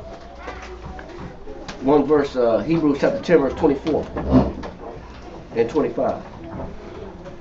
Hebrews chapter 10, verse 24. Ready? And let us consider. It said, let us consider what? One another. How are you going to consider somebody else if you're by yourself? Hey, I just called and let you know I was thinking about you. Hey, you coming to the gathering? No, I got something else going on. But my mind is But there. my mind is there. I'm there. I'll be there in spirit. I'm there in spirit. I'll be there in spirit. I'll be there in spirit. Yeah. He said what? And let us consider. Y'all have fun for me. Go ahead. Yeah. One another. He said, let us consider one another. Go ahead. To provoke unto love. How you gonna provoke somebody to love if you're not around? God, bro. Read on. And to good works. How are you gonna motivate somebody to good works if you don't come around and see them? You want to be on your own. You want to be an individual. How are you gonna exhort other people being an individual? Read on. Not forsaking the assembling. And that's why it says, in order to do that, he says, don't forsake what? The assembling of ourselves together. That's why he said you can't have your own high place. Exactly. Convocation. Yeah, you can't have your own convocation. How you gonna interact, strengthen, and encourage, and exhort other people around you when you're in your own world, doing your own thing, serving the Most High your own way, doing your own sacrifices? That's why he said, not forsaking the what? The assembling of ourselves together. Go ahead. As the manner of some is. Because some people like to be by themselves. Some people like to be an individual. Some people like to worship the Most High their own way, their own style, at their home, at their own pace, at their own pace, at their own convenience. He said, as the manner of some is. Read on. But exhorting one another. You got to do what? Exhorting one another. You got to motivate each other. Everybody needs motivation. The next man needs what you bring to the table. So why keep what you have to bring to the table and hide it? That's why Christ said, "You're the light of the world." He said, "A city set on a hill should not be hid." He said, "Why do men light a candle to hide it under a bushel?" He said, "But when you light a candle," he said, "you put it on a candlestick that it may give light to all of them in the house." That means that whatever the Most High has given you, whatever He's invested into you, you're supposed to be sharing that and giving that as light to everybody around you. How can you do that when you're at home by yourself? How can your light impact somebody else, affect somebody else in a positive way when you're on your own and you don't want to be around? Huh? How can somebody benefit from your light? How can somebody benefit from your spirit when you want to harbor your spirit and hold your spirit hostage? And you want to control how you give your spirit. Other people need what you bring to the table. So, and that's, read on, ever finish that? Read that one more time. But, from the top. Yeah, just that last part. Okay. But exhorting one another, and so much the more as ye see the day approaching. So, being that we're in the last days, everybody sees what's going on in Russia. Everybody knows it's getting worse. Everybody knows what's going on in China. Everybody knows it's getting worse. Everybody sees the damn snowstorms in Southern California, weird weather patterns, crazy weather, people stuck, no power, tornadoes, floods, hurricanes, earthquakes. Food processing plants are blowing up everywhere. Yeah, manufactured natural disasters or manufactured disasters. Manufactured disasters. You know, Say again? It's railroads. Yeah, that's manufactured. That's an 18-wheeler stuck on the train, waiting for the train to hit it, blow up. So he's saying, as you see the day approaching, what does that mean? That means you got to come together even the more. You can't be the individual even the more because we're in the last days. How much more time we got left? You gonna be an individual to the end of time? You know what I'm saying? You gonna ride it out. You're gonna ride it out till everything blow up. You're gonna ride it out to it, and that's why it says so much the more as you see what? As ye see the day approaching. Man, Christ is right around the corner, man. The house is right around the corner. Why hold what you bring to the table hostage and not want to give it to those that can benefit from it? Why would you want to not assemble yourselves together? Because you get no glory out of it. Because assembling yourselves together is for the benefit of the people around you. There's no personal gain out of it. And men want glory. Men want shine. Men want esteem. Men want praise. Men want recognition. Men want their ego stroke. Well, you know what? For the sake of the body, then, that means you're just a regular person who's needed. You don't get to stand out and exalt yourself like Dathan and Korah. When you read Dathan and Korah, that's exactly what they were doing to Moses and Aaron. Why do you have to be in charge? Why do we have to follow you? Are we not the firstborn? Are we not wise? Are we not the oldest? Do we not have wealth? Why do we have to follow you, Moses? Why do we got to follow you, Aaron? We're better suited. When you even read that in the Ungers, they said amongst themselves, we got the Ungers again. Today we do. Today we do. Perfect. Yes, sir. It says they said within themselves, they thought that they were better suited because of their esteem, their status. I'd be a better leader for the people. Because they didn't want to follow Moses. Let me see if I can find it real quick. If I can't, we'll just let it go. But they had a better portfolio. They had a better profile. They had more wealth, more riches. They were tighter in age range. They had respect for the people. Yeah, respect the people. They had a lot of pull. And based on their pull, why should I not be a leader and a guide to this nation? Not that the Most High didn't elect me. They didn't say that. Because the Most High elected. The Most High handpicked and elected Moses. But there were men that were renowned at the time. There's always been a renown. The issue is who's the Most High working with.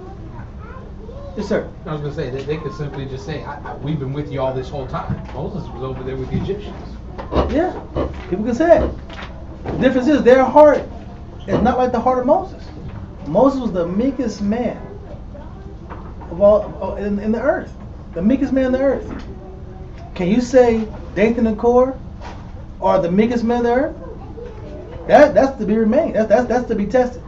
And I doubt it. Because the Most High didn't pick them for a reason. The Most High elects how He elects. The Scripture says promotion cometh not from the east, nor the west, north and the south, but the Most High increases. The Most High is the one that elects. Why don't we have faith in the Most High's process? Because there's a lot of gain to deviation. Deviation equals gain. Esau's good for that. If I deviate the technology, yeah, you get cancer and all that, and you die sooner, but I get faster service. Faster service is more important than you getting cancer, whatever. Everybody can play a game. Everybody can have that thought pattern. You know what? The food, yeah, man, it takes so long for these chickens to grow. If we just get some estrogen and just inject estrogen and make them grow bigger and fatter faster, and we can get this process going. But people that eat this chicken, they're getting the woman parts too. Yeah, fibroids. They're getting fibroids and it's an overabundance. Now people's hormones are thrown off because someone wants to deviate and get the product faster their way and make it more convenient. It's called unethical practices in business. These are unethical practices. I'm deviating and creating unethical practices for the purpose of gain. Now I'm adding filler to food, cardboard pieces inside the food. Things are genetically altered now for the benefit of the corporation, and everybody's sick because of it. You can see when it comes to your food how this deviant mentality is a no-go, right? But we can't see it for our spirits. Yep. Read that right there. This is the Unger's. Unger's Bible Dictionary. This is the Unger's Bible Dictionary. And this is about Korah and Dathan, right? Read that right there. It gives you some history about them. Go ahead. The Levite who conspired with Dathan and Abiram against Moses. Go ahead. Korah was the son of Izhar, the brother of Amram, the father of Moses and Aaron. So read on. Making him cousins to these leaders of Israel. So they were cousins. So they were older cousins, and they felt like, we have a position that should be recognized. Read on. Okay. About all that we know of Korah is in connection with the conspiracy of which he was one of the leaders. Go ahead. Reasons for conspiracy. Korah was probably influenced by jealousy because the high honors and privileges of the priesthood had been exclusively appropriated by the family of Aaron. He says that what possibly was a reason why Dathan and Korah caused the conspiracy? Jealousy. They were jealous, bro.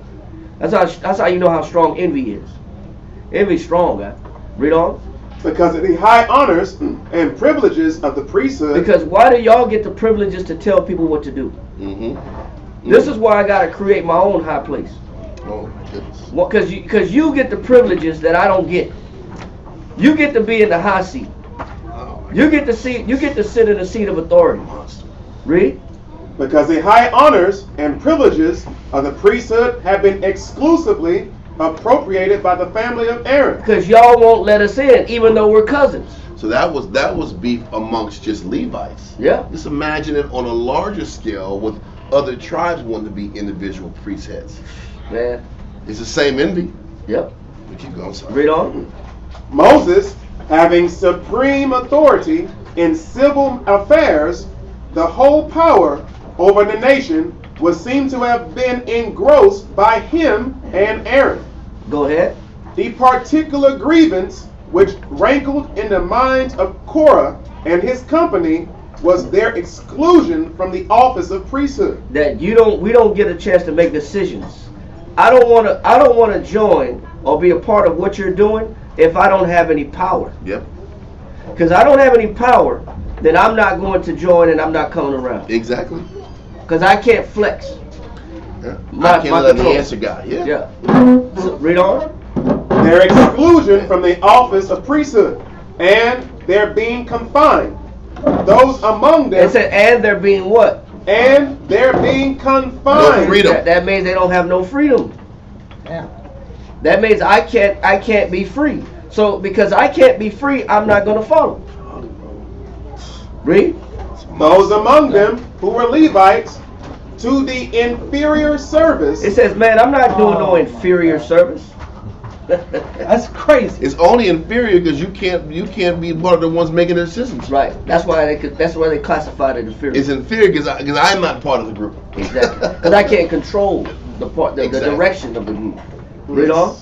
To the inferior service of the tabernacle. How was that not the case now, man? How was that not the case to this day? It's the same thing. We're the Jews. It is the reason why other camps are built. You know what? It is why people leave one camp to another camp. You know, they were stuck on filleting animals. You know what I'm saying? They was upset, man. I'm on French fries, man. I'm on lettuce. I want to sit back here and go to the register. Yeah, I want to be on the register, man. I want to talk to the customers. So I'm gonna go to another burger joint who promised me I'll sit back here and deal with the customers in the front. Right. I wear a different hat out. The lobby. I go from Burger King, Jack in the Box. The lobby belongs to me, man. Yeah. I'm not just in the background cooking. I get to be in the lobby. Read on. I get to take orders at the table. Man, read on. Complaint. It's a complaint. Read on. Having joined to himself Dathan and Abiram and 250 princes of the assembly, Korah appeared with them before Moses and Aaron and charged them with usurpation. It says they charged them with what? Usurpation. Usurpation. Go ahead. privileges. You have co-opted all the privileges. You stole. You took all the power. You stole all the power. You stole the power, and you can split that power up a little bit. Yeah, you can divide it up. You can give me a little of that power. Yeah. You being stingy with the power. You being greedy with the power. Yeah, You stingy with the rank. And there's implication, because this always happens. With the word usurp, there's implication. Like that you a took it person from me. is manipulating and underhandedly controlling things for the benefit of themselves solely.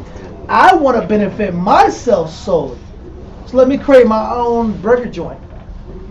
And then I can usurp. That means they're going to usurp on the other course. Their idea, because you're looking at, oh man, they're getting the benefits, they're manipulating. I want to do that. I'm going to use this Bible thing as just a shield to hide what I'm really about. It's a cloak. That's why I'm mad. Go ahead. It's fire, bro. It is. Keep going on your point, as long as it takes. No, he know where to stop at. Go ahead. And charge them with usurpation of privileges. It said charge them with usurpation of privilege. You're stealing all the privileges. Read on. And offices. And you controlling all the offices.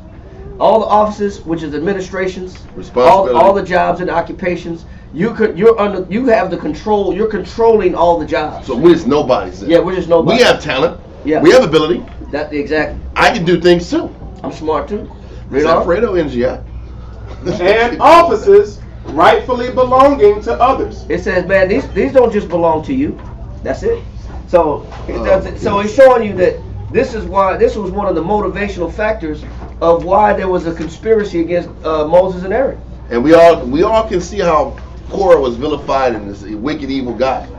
But that is the same motivation behind why men would go and do the high place in the first place. It's the same spirit behind that.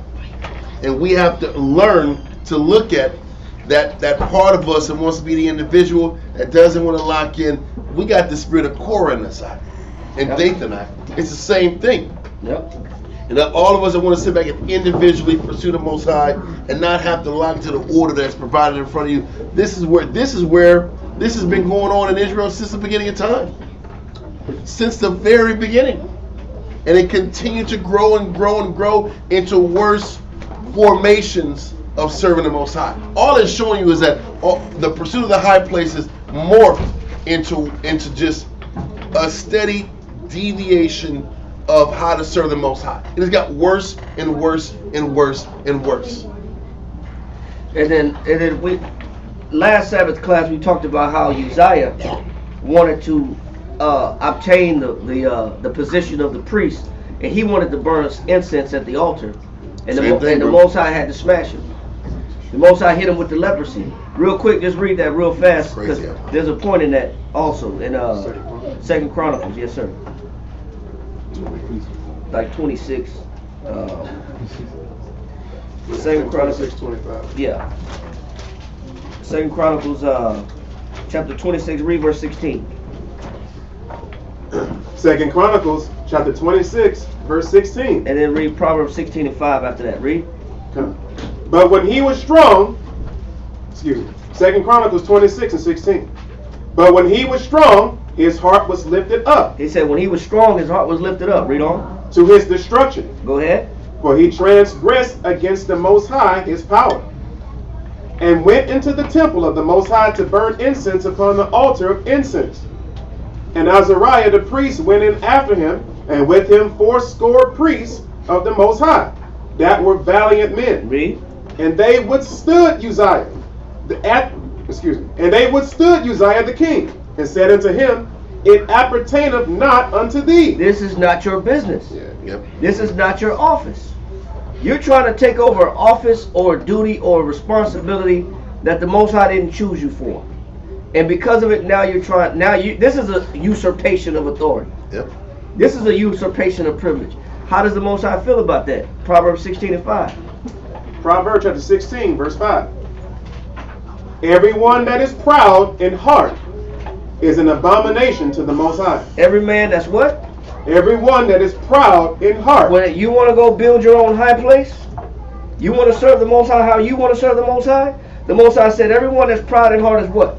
is an abomination. Is an abomination to who? To the Most High. You're an abomination trying to do things your way. So the act of that pride, the manifestation of that pride, which is erecting these high places, is what is abomination to the Most High. This is why. Because it's based off of pride. Yep. It's crazy. Read on.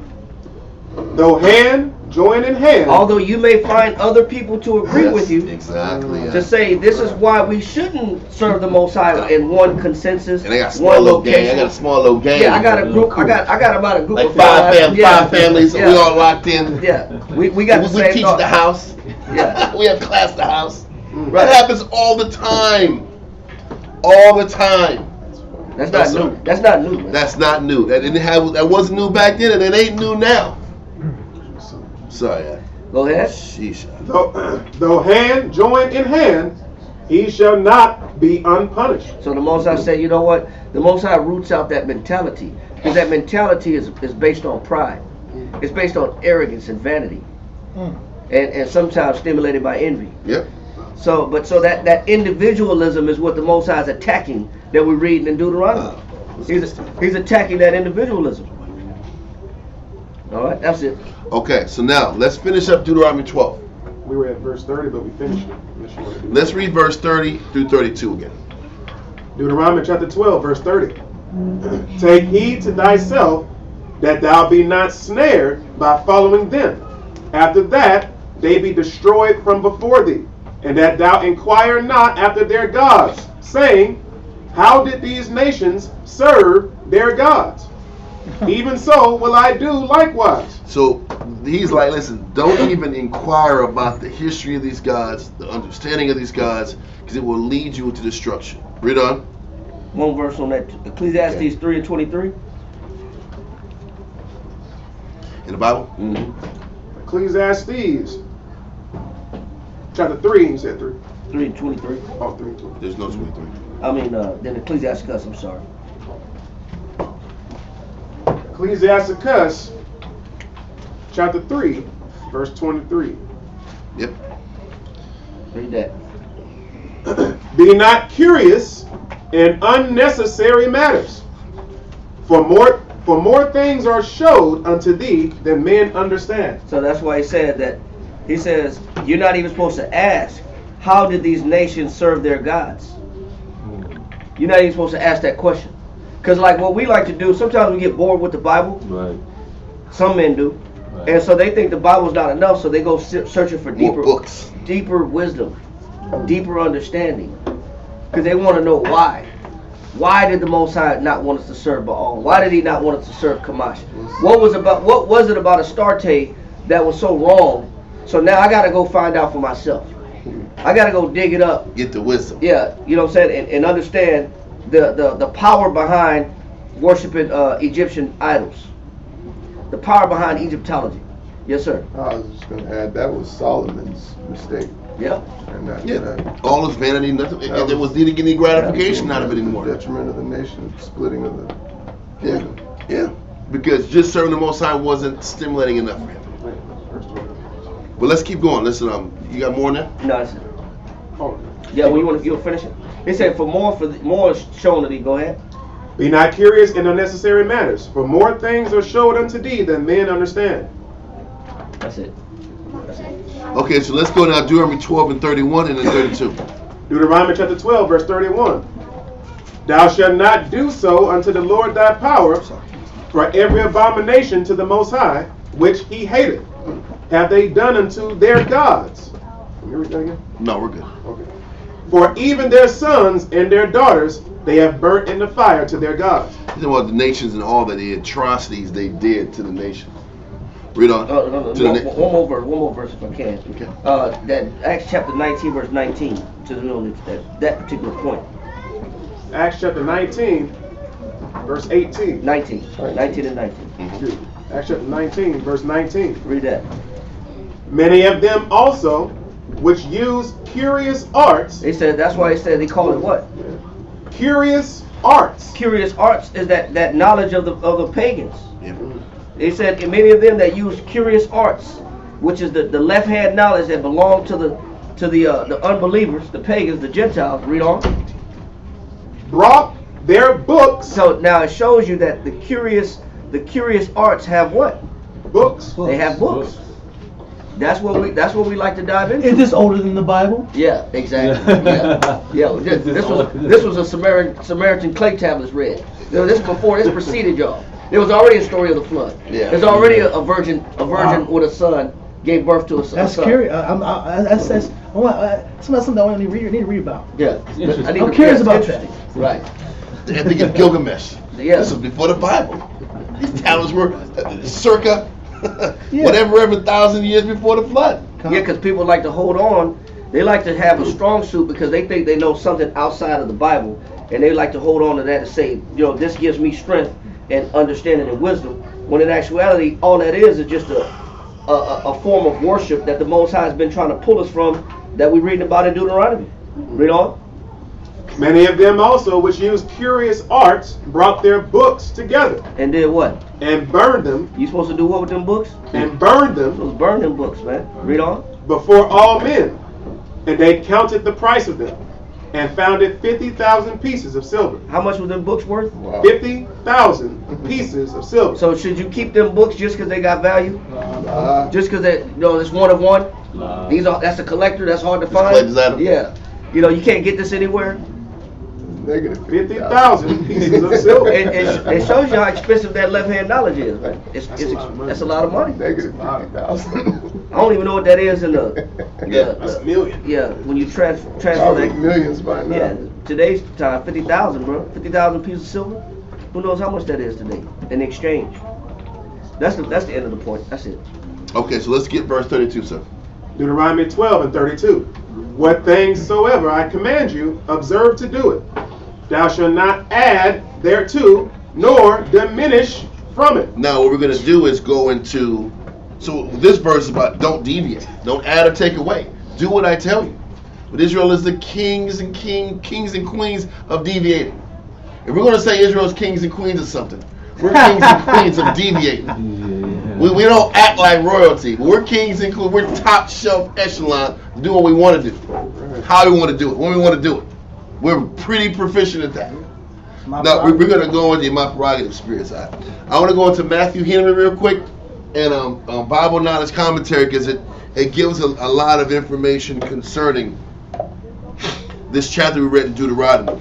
So it says in Matthew Henry, there is not any one particular precept, as I remember, in all the law of Moses so largely pressed and inculcated as this. Inculcate. Let me get this definition. I remember reading this. Inculcate. Okay, so inculcate means, he said there's none of the verse that is inculcated as much as this. To impress by frequent admonitions. To teach and enforce by frequent repetitions. Wow. To urge on the mind. He says there's not, this is commentary. He says, in the law, there is not anything pressed upon as much and repeated as much as this concept that Moses was driving into the skulls of Israel. Okay? Can you read that definition one more? Inculcate. Yeah. To impress by frequent admonitions. Crazy. Bro. To teach and enforce by frequent repetitions. To urge on the mind. That's what it is. So it's constantly driven. The point is constantly driven. He says there isn't anything that he's read in his studies that was driven as much as this point that the Most High was using Moses to drive into Israel's head. It says right here, mid-16th century, Latin inculcate, pressed in. It says to tread from the heel. It says to instill an idea, habit by persistent instruction. You're stepping this. You keep stepping like you're crushing wine. Mm-hmm. You're crushing berries of wine. You're constantly pressing this with your heel. You're constantly pressing this idea. Driving this concept. You're pressing it constantly until the Spirit receives it. And he's saying that the issue with Israel individually serving the Most High on their own and their pursuit of idolatry. This chapter 12 is about about both things. It's about the high places and idolatry. Because the high places, which is our individualistic tendencies, lead to idolatry. Yeah. Wow. And he says, this hasn't been driven more, there is not a topic driven more than this. The individualistic side of us that wants to serve the Most High how we want to serve the Most High. Yeah. And then leading into the idolatry. This point is major in our history. It really is. So I'm going to keep going. There is not any one particular precept, as I remember in all the law of Moses, so largely pressed and inculcated as this, by which they are all tied to bring their sacrifices to that one altar which was set up in the court of the tabernacle, and there to perform all rituals of their religion. For as to moral services, then no doubt, as now, men might pray everywhere as they did in their synagogues. I'm just going to keep running. It says, the command to do this and the prohibition of the contrary are here repeated, because of the strange proneness there was in the hearts of the people to idolatry and superstition. This is why the Most High was like, listen, do not sit back and set up these high places, because Israel is prone. It says their proneness there was in their hearts of the people to idolatry and superstition. That's what we do all the time. We are superstitious as hell. And he's like, don't do anything religious and spiritual away from the tabernacle. Because you're going to be superstitious. You got tendencies to do tap and idolatry. You're going to deviate. So I don't want you around any high places, because it's going to lead to something bad. I know this about you. Then it says, because of the great use which the observance of this appointment would be to preserve among them unity and brotherly love. He says, because I know you guys aren't about being unified, this will force you to be unified. All your religious and spiritual observations, go and be around each other. Because you know what? Because if not, you're going to be in your own little damn box away from everybody. So listen, because that's what Israel does. Israel be leaving and deviating and having issue with people and don't come around each other. He says this will force you to come around each other. This will force you to squash old beasts. What do you think the Feast of Tabernacles is all about? The memorial blowing of trumpets. Feast of Tabernacles. Day of Atonement. It's to force everybody to come back around and work on the issues that's created these rifts in the relationship. And these guys, these high place dudes, weren't going here. Because they were doing their high place thing. The individuals. Can't be a brother from a distance. That's the point. So the Most High is like, all these things had to be pushed in Deuteronomy 12 to force them together, to force these rebellious ass people together, and also to keep them from dabbling into idolatry and all these crazy superstitions that if left alone you will tap into. You'll sit back here and deviate from just the killing of the animals. Then it'll be some special song, special hymn. You see those Israelites, they do these African dances before class. I'm like, what the hell's going on? Now I asked some of this Israelite group out, and they sit back and doing all this. I'm like, what the hell's going on? I'm serious. He showed it to me. I mean, and it was like 15 minutes of like just jigging. They was jigging their tails off. Like that ain't our music, guy. Like, where we get all these damn ham drums in here? And they wear white and they sweating. Like, you sweating before class? What are you doing? Then they go on to talk about Hebrew shit. Like, where does this come from? You know what? You gonna break down after this? The women are dancing and they sitting back here pulling verses, reading verses. Like, what the hell's going on here? They was reading verses, huh? Like, who the hell deviated this much? Who the hell told them this was what was hot in the streets? It's a house church. There was a high place. There was a high That high place. place you can get your dance on. You can dance. You can fellowship. Women is equal. They can teach. And this is craziness. But this is the point. He says, yes, Israel is superstitious. They'll deviate. They'll throw their own little flair and things. They'll deviate from the commandments of how the thing is supposed to be structured. Stop all that. I'm going to eliminate this because this was in my people. Force them to one spot. So they can't just do what they want to do. Okay. Because of the great use which the observance of this appointment would be to preserve among them unity and brotherly love, that meeting all in one place, they might continue both of one way and of one heart, just like you pulled in Ezekiel. Jeremiah, it was Jeremiah. About how the Most High was going to put that one mind and one heart into us because we're this selfish individuals by nature.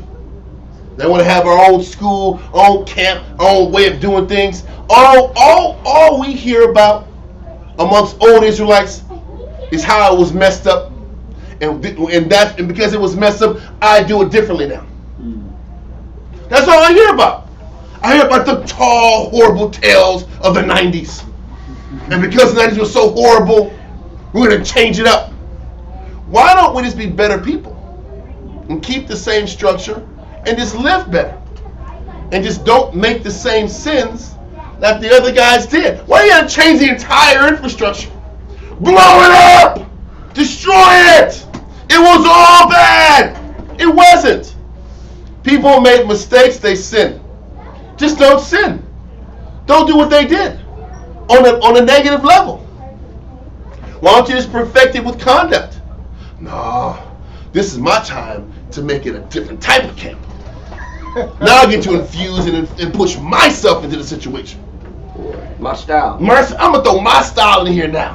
Tweak it up, switch it up, smack it up, flip it, rub it down. You know, we're going to change it up like this. Oh no! You're going to throw my little 2 cents into it. BBD. That's what I'm saying. But this is us. I want to sit back and see a problem to justify completely doing it how I want to do it now. That's the point. Anyway, find some flaw. Yes, so I can be an individual and do it how I want to do it anyway. Versus seeing flaw, just live better. Just be better. No, I gotta put my thing in here now. Because I envision my Jesus with a tuxedo t-shirt. So I'm going to sit back here and push it this way. This is how we roll. But anyway, you got something else? No, just on that, yes sir. Oh, no, I was going to say, there are those that will come back and say, but that's the Most High, the Spirit telling me. Yeah, I know the Spirit, yeah. Like you try and spin it. Spirit benefits you every time. It's not me doing this, you know what I'm saying? Most High spoke to me. That'd be no different than the Quran and Muhammad. How was it phrased when the brother said it? He said the Spirit confirmed it. No, he said the Spirit affirmed it too. I was like, what? Yeah. He said, it's not only the Spirit told me, it affirmed it. I'm like, oh! You gotta believe it. Now I understand. Now I believe you because you said the Spirit affirmed it to you. Right. Yeah. Exactly. How did that happen? Was it a green check mark? He's like, so the Spirit signed, sealed, delivered. You're good.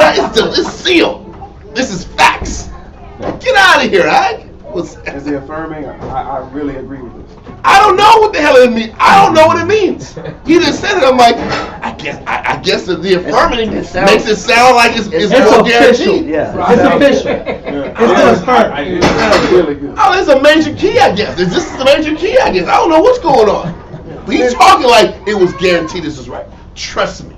Yeah. Trust me, it was right. Okay. It's right for you. I guess so. It's right for you. That's the whole point. That's what happens when you don't have no leaders, no guys, no counselors. God, you should have called them folks in Memphis and clear it up, huh? Yeah. You didn't throw it out there to them, did you? No. You didn't call counsel for that? Let me stop. This is a conversation this cat hit us on. It was horrible. Part 3. Because of the significance of this appointment, they must keep to one place. That was the whole point. And it says, let us now reduce this long charge to its proper heads It is here promised that when they were settled in Canaan, when they had rest from their enemies and dwelt safely, the Most High would choose a certain place which he would appoint to be the center of their unity, to which they should bring all of their offerings. The school is supposed to be the center of our unity, the center of our development. And if it's the center of our unity, this place should represent killing the ego, killing your intentions and pride. The high place was all about feeding the individual, feeding the ego, feeding the self. And that started with just whatever petty grievance you might have, and it ended up into full-blown idolatry. And this is why he said this is the place where you got to do things spiritual at. Here. Not what you want to do, not what you think is right, not what you think is justified. No, there's got to be a place where everybody comes to, and everybody commits to.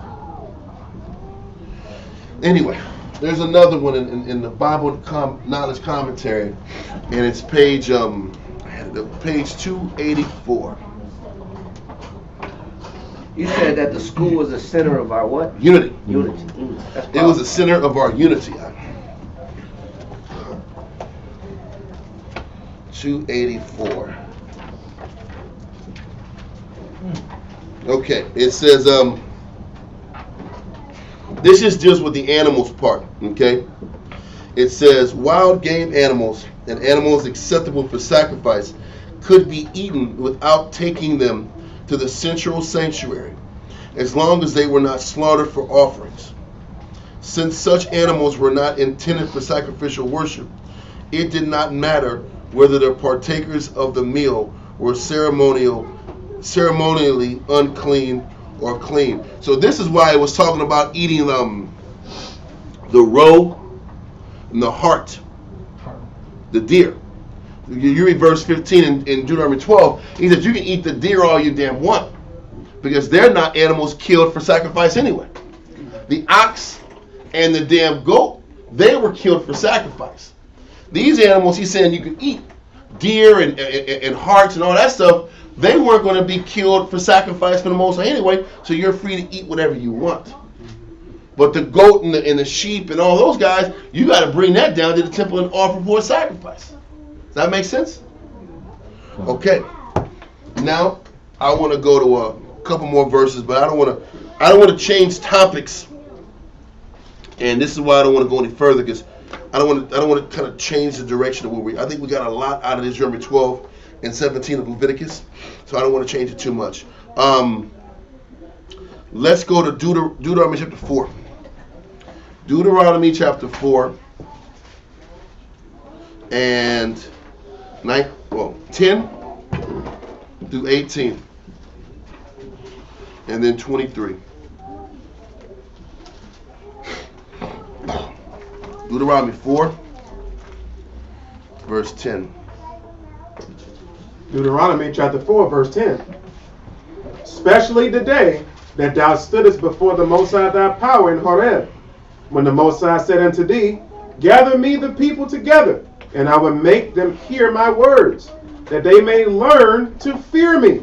Listen, when the Most High spoke to Israel in Horeb, Horeb is Mount Sinai. And in Mount Sinai, the Most High spoke to Israel in everybody's ear. So everybody could hear him, the Most High's words. He spoke to Israel in their head and Sinai, the laws, statutes, and commandments for everybody to follow and hear. Right? That was what happened in Sinai. Read on. And I will make them hear my words, that they may learn to fear me all the days that they shall live upon the earth, and that they may teach their children. Mm-hmm. You said through 18, right? Yes, through 18, sir. And ye came near and stood under the mountain, and the mountain burned with fire unto the midst of heaven, with darkness, clouds, and thick darkness. So he's reminding Israel, because this generation were children when this happened, because the older generation already died off. So this is, you remember when you guys were young and you guys were children, and you saw the fire in heaven at night, and the cloud by day, obviously, right? Read on. And the Most High spake unto you out of the midst of the fire. Ye heard the voice of the words, but saw no similitude. only ye heard a voice. He said, listen, you didn't see an image of the Most High. All you did was hear words. You didn't see an image. Because the Most High is the invisible power. Read on. And he declared unto you his covenant, which he commanded you to perform, even 10 commandments. And he wrote them upon 2 tables of stone. And the Most High commanded me at that time to teach you statutes and judgments, that ye might do them in the land whither ye go over to possess it. Take ye therefore good heed unto yourselves. For ye saw no manner of similitude on the day that the Most High spake unto you in Horeb, out of the midst of the fire. You didn't see any image of the Most High when you heard my voice in Sinai. Read on. Lest ye corrupt yourselves. Because if you would have saw an image and I would have came down in an image, y'all be like making images of that image forever. It'd be great. It'd be over, man. It'll be going bananas out. If they saw an image, extra, get your God image. They would have been doing it, huh? He said, I purposely didn't show an image because you would have corrupted yourselves off the image. Yeah, this is made out of the olive wood from Jerusalem. The olive wood. Yeah, this from Maharib himself. Olive wood. Yeah, olive wood from Jerusalem. You know, that's how people, just because where it's made from, it makes that damn idol even that much more precious. Exactly. So what he's saying is, he says, I purposely didn't show you an image because you would have sat back and corrupted yourself behind it. Read on. Lest ye corrupt yourselves and make you a graven image, the similitude of any figure, the likeness of male or female. So what we're about to go into, and I'm only going to go into this verse because the next explanation of the high places goes into graven images. Because even when we read in 2 Kings, no, it was 1 Kings, when Solomon had sinned, right? And the Most High sat back here and broke off the kingdom with the north and the south. And Jeroboam split the northern kingdom up north. And he sat back here and said, this is who got you out of Egypt. And he showed the image of the calf. The image of the calf represented in their eyes the Most High. The image of the calf represented the Most. I say that because that was a graven image. And when you read in Exodus and you read in the scriptures, there is an evolving form of how we diminish ourselves. Initially, it's the high places, which is the individual in us. And then we start tapping into graven images and different symbols to justify our relation with the Heavenly Father. And then it goes from graven images that are created in conscience of the Heavenly Father, and then it goes into full-blown idolatry. And you're following other idols in their name. And as we go into class next week, we'll kind of go tap into more of the graven image angle. We went into the high places, and we're going to go back to the high places, where we're going to kind of go into these graven images a little bit, and then go back to the high places. But let's continue. Give me verse 16 again. Deuteronomy chapter 4, verse 16. Lest ye corrupt yourselves and make you a graven image, the similitude of any figure, the likeness of male or female, the likeness of any beast that is on the earth, the likeness of any winged fowl that flieth in the air, the likeness of any thing that creepeth on the ground, the likeness of any fish that is in the waters beneath the earth. Verse 23. Yes, sir. But I must die in this land. I must not go over Jordan. Excuse me. Verse 23. Take heed unto yourselves, lest ye forget the covenant of the Most High your power, which he made with you, and make you a graven image, or the likeness of anything which the Most High thy power hath forbidden thee. So what we're going to go into next week is kind of situating how Israel started falling apart with the graven images, and how the graven images, because when Jeroboam was pushing graven images, he was sitting back here and allowing any priest to be a priest. They pretty much rooted out all the Levites. He started changing times and dates, and that was the beginning of our erosion. Then it went from that, and Ahab came in, married the Zidonian, and then they started doing and following Baal worship.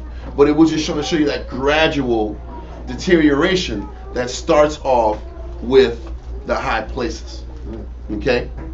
But are there any questions or anything brothers want to pull out? Because I can go into that, but I don't want to change the trajectory of class. You know what I'm saying? I think sticking to that point for one class That's is one good. direction. That's good And direction. then we'll go add more to it. But I think the message, I think y'all should go back over it because it's something that Israel doesn't teach. But that high place is a real thing, and Israel's desire for high places is at an all-time high now. We're going to also go back into Judges chapter 17, where it was literally the wild, wild west spiritually, and go into how Israel was really on that even back then. So it was almost like Israel now is closer to how things were back in Judges than anything. Yeah. Where everybody's just individual, they do what they want to do, they do how they want to do, they serve the Most High the way they want. That's how it is now. But it was this way in Judges, and we'll dive into that direction next week. Yes, I? So you said it started, or it ended with idol worship, but then it started with what? The desire for the high places, to be individual. I want to serve the Most High on my own.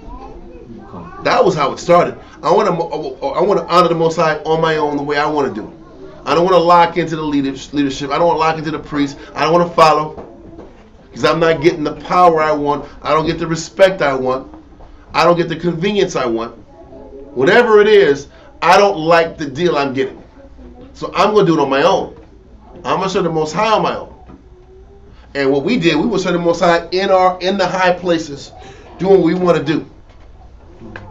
That's how we roll. Okay? We'll go more into the high places. I don't know, y'all, should I even do this? Let me see.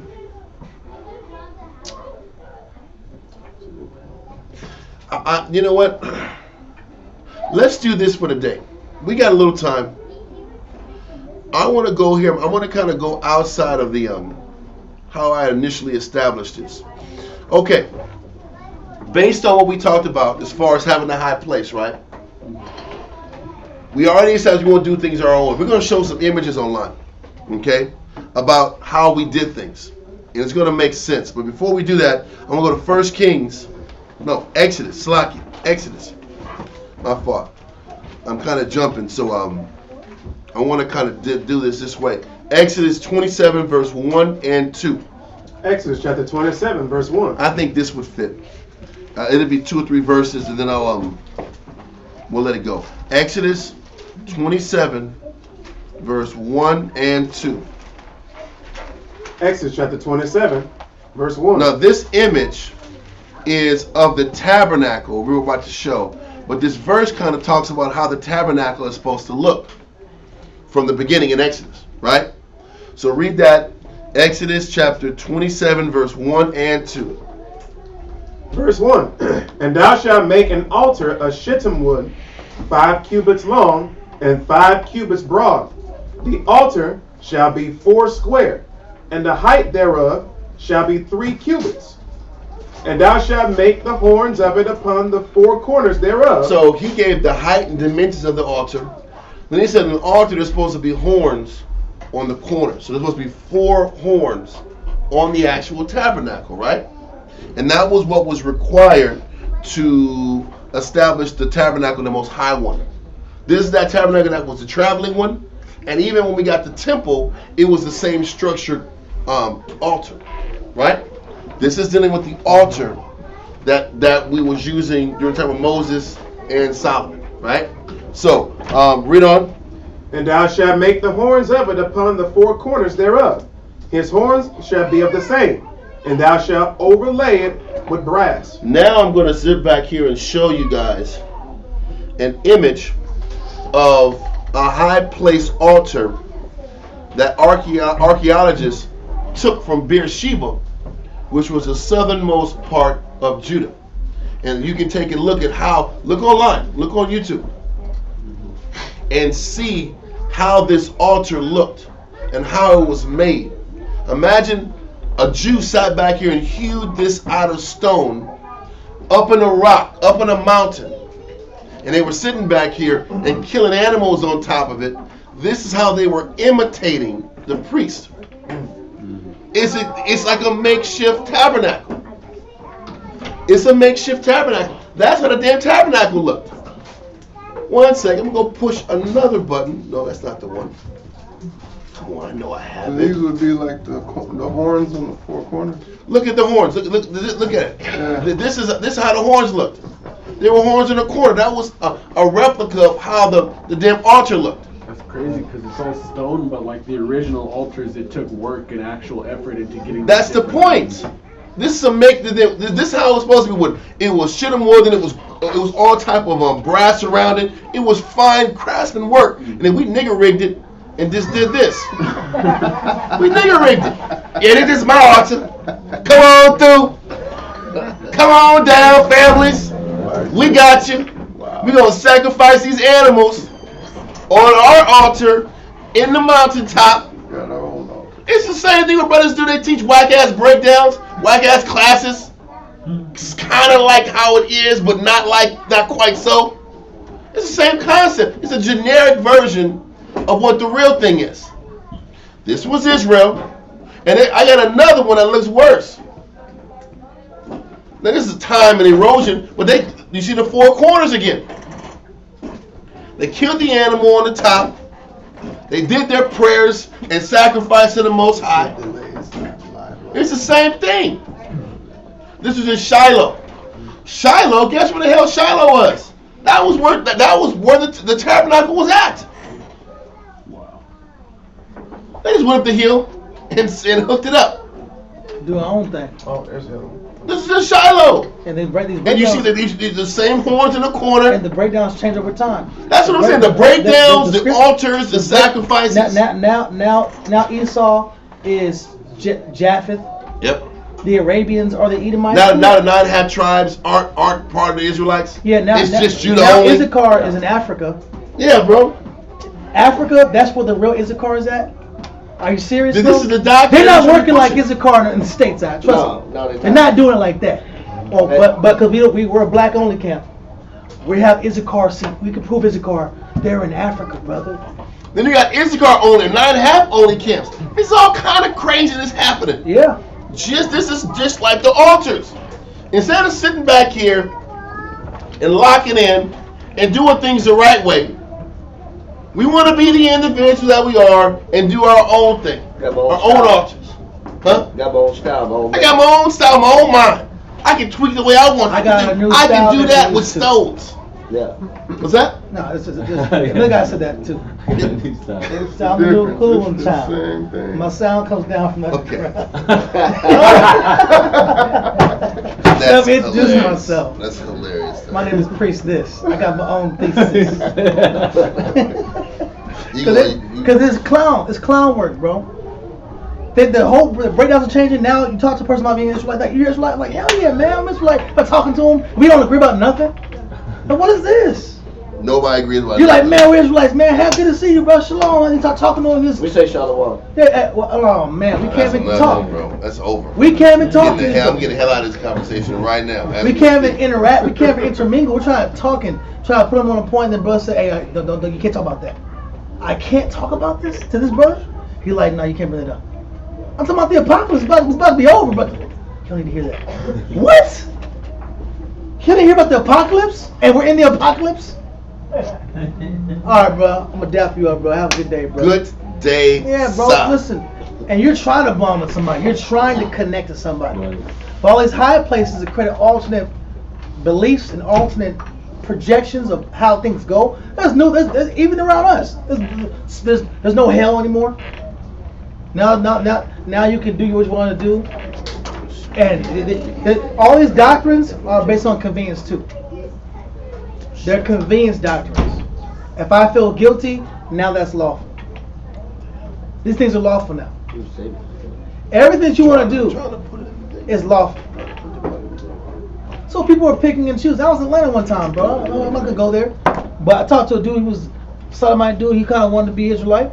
And I'm like, cool. We're gonna try to teach you, but he didn't want to agree. He didn't want to agree. I'm like, oh, cool. Then he came back with wearing fringes, but he wanted to do his own thing. I don't know what kind of kid he's trying to open up. I don't know what kind of school he's trying to push. Yeah.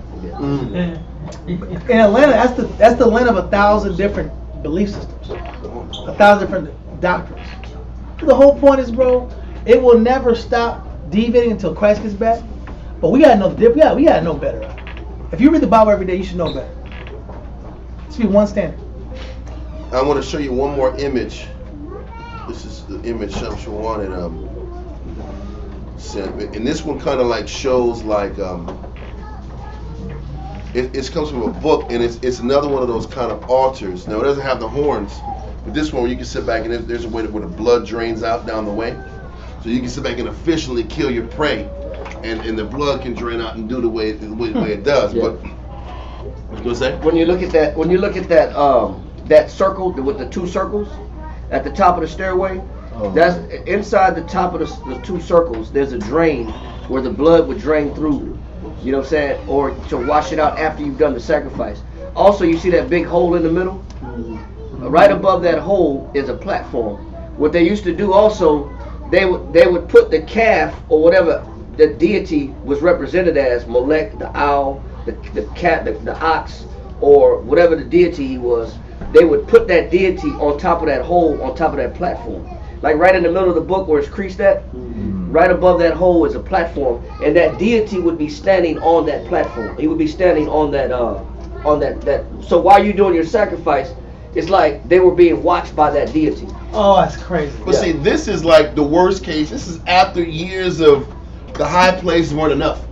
Now I'm gonna sit back and serve idols. This is like the idolatry side of the high. That's why I want to bring it to this. That's what eventually where it got to. This is where it got to. And also, they said at this location in particular, there was also human sacrifice done in that location on that particular book, on that particular high place. There was human sacrifice done on that. But this is how it ended.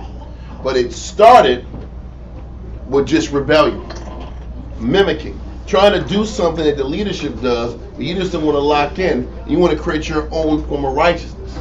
Yep. Another one is here, like I said earlier. Another one of the high places. There's many more like this, but this is just archaeologists found these spots, and you can just see by the indentation of the rock and the corners what they were trying to sit back here and replicate. Which was the altar that the sacrifices were originally supposed to be burnt to. The original standard. Time. And this is us deviating from the original standard, still trying to serve the Most High the way we want to serve the Most High, not the way we were supposed to serve the Most High. You can even see it in about 3 generations of our music. It started when we were all in the same gang. Yeah. And now you look at our music, it's kill or be killed. Yeah. And they're singing it. And they sing it. So you can see the quality of the music. It was about, overcoming the struggle, getting through hard times, poverty, growing up in the ghetto, overcoming the ghetto, and whatever the ghetto entails. About the unity, dapping each other up, seeing brothers not, it was fight the power, public enemy.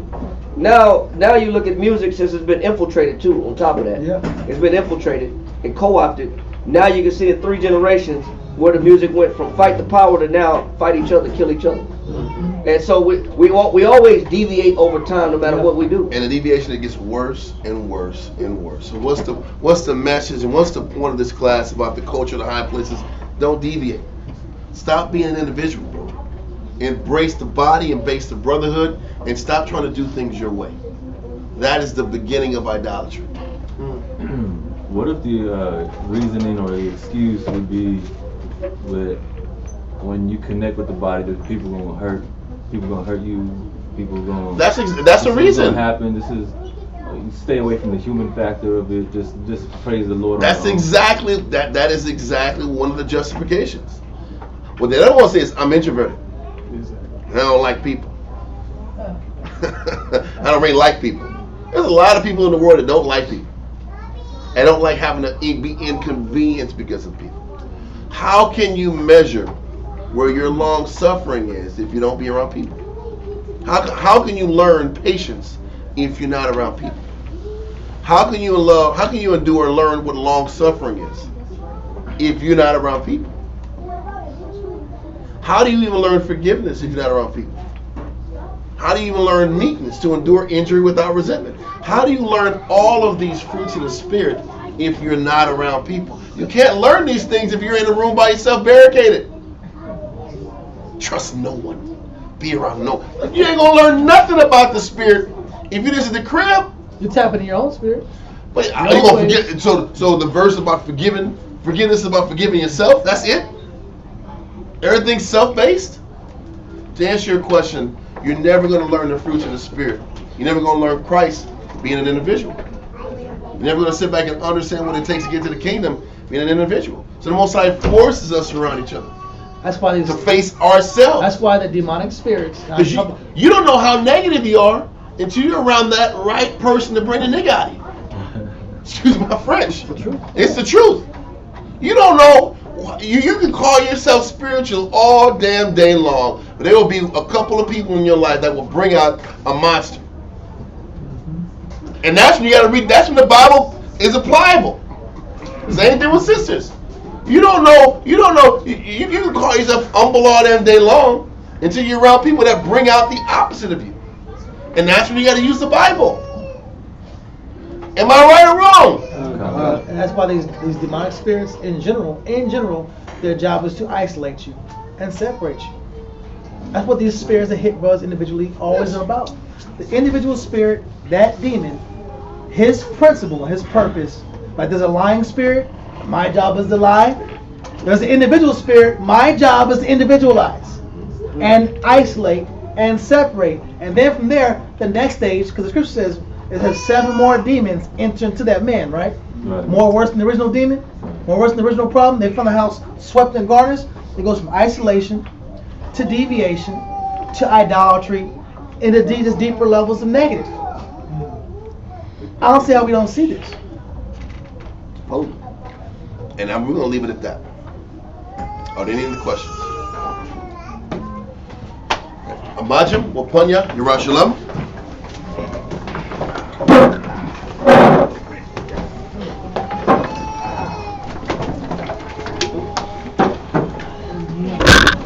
Oh no! There you did it, man. My bad, dude. Come on, man. Deviation.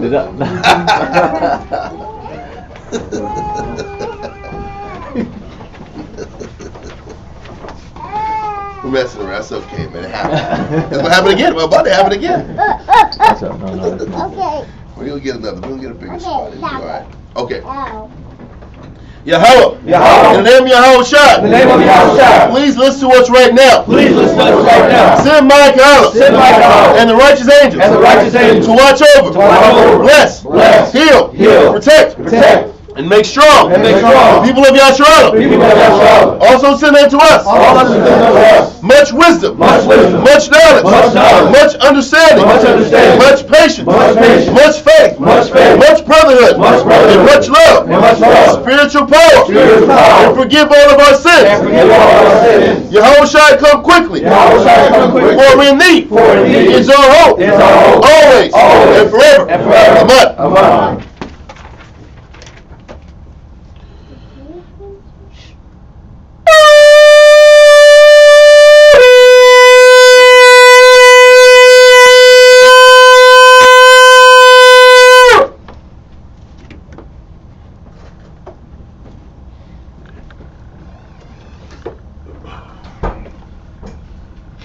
Birthday, how about Shem Yahshai? Birthday, how about Shem Yahshai?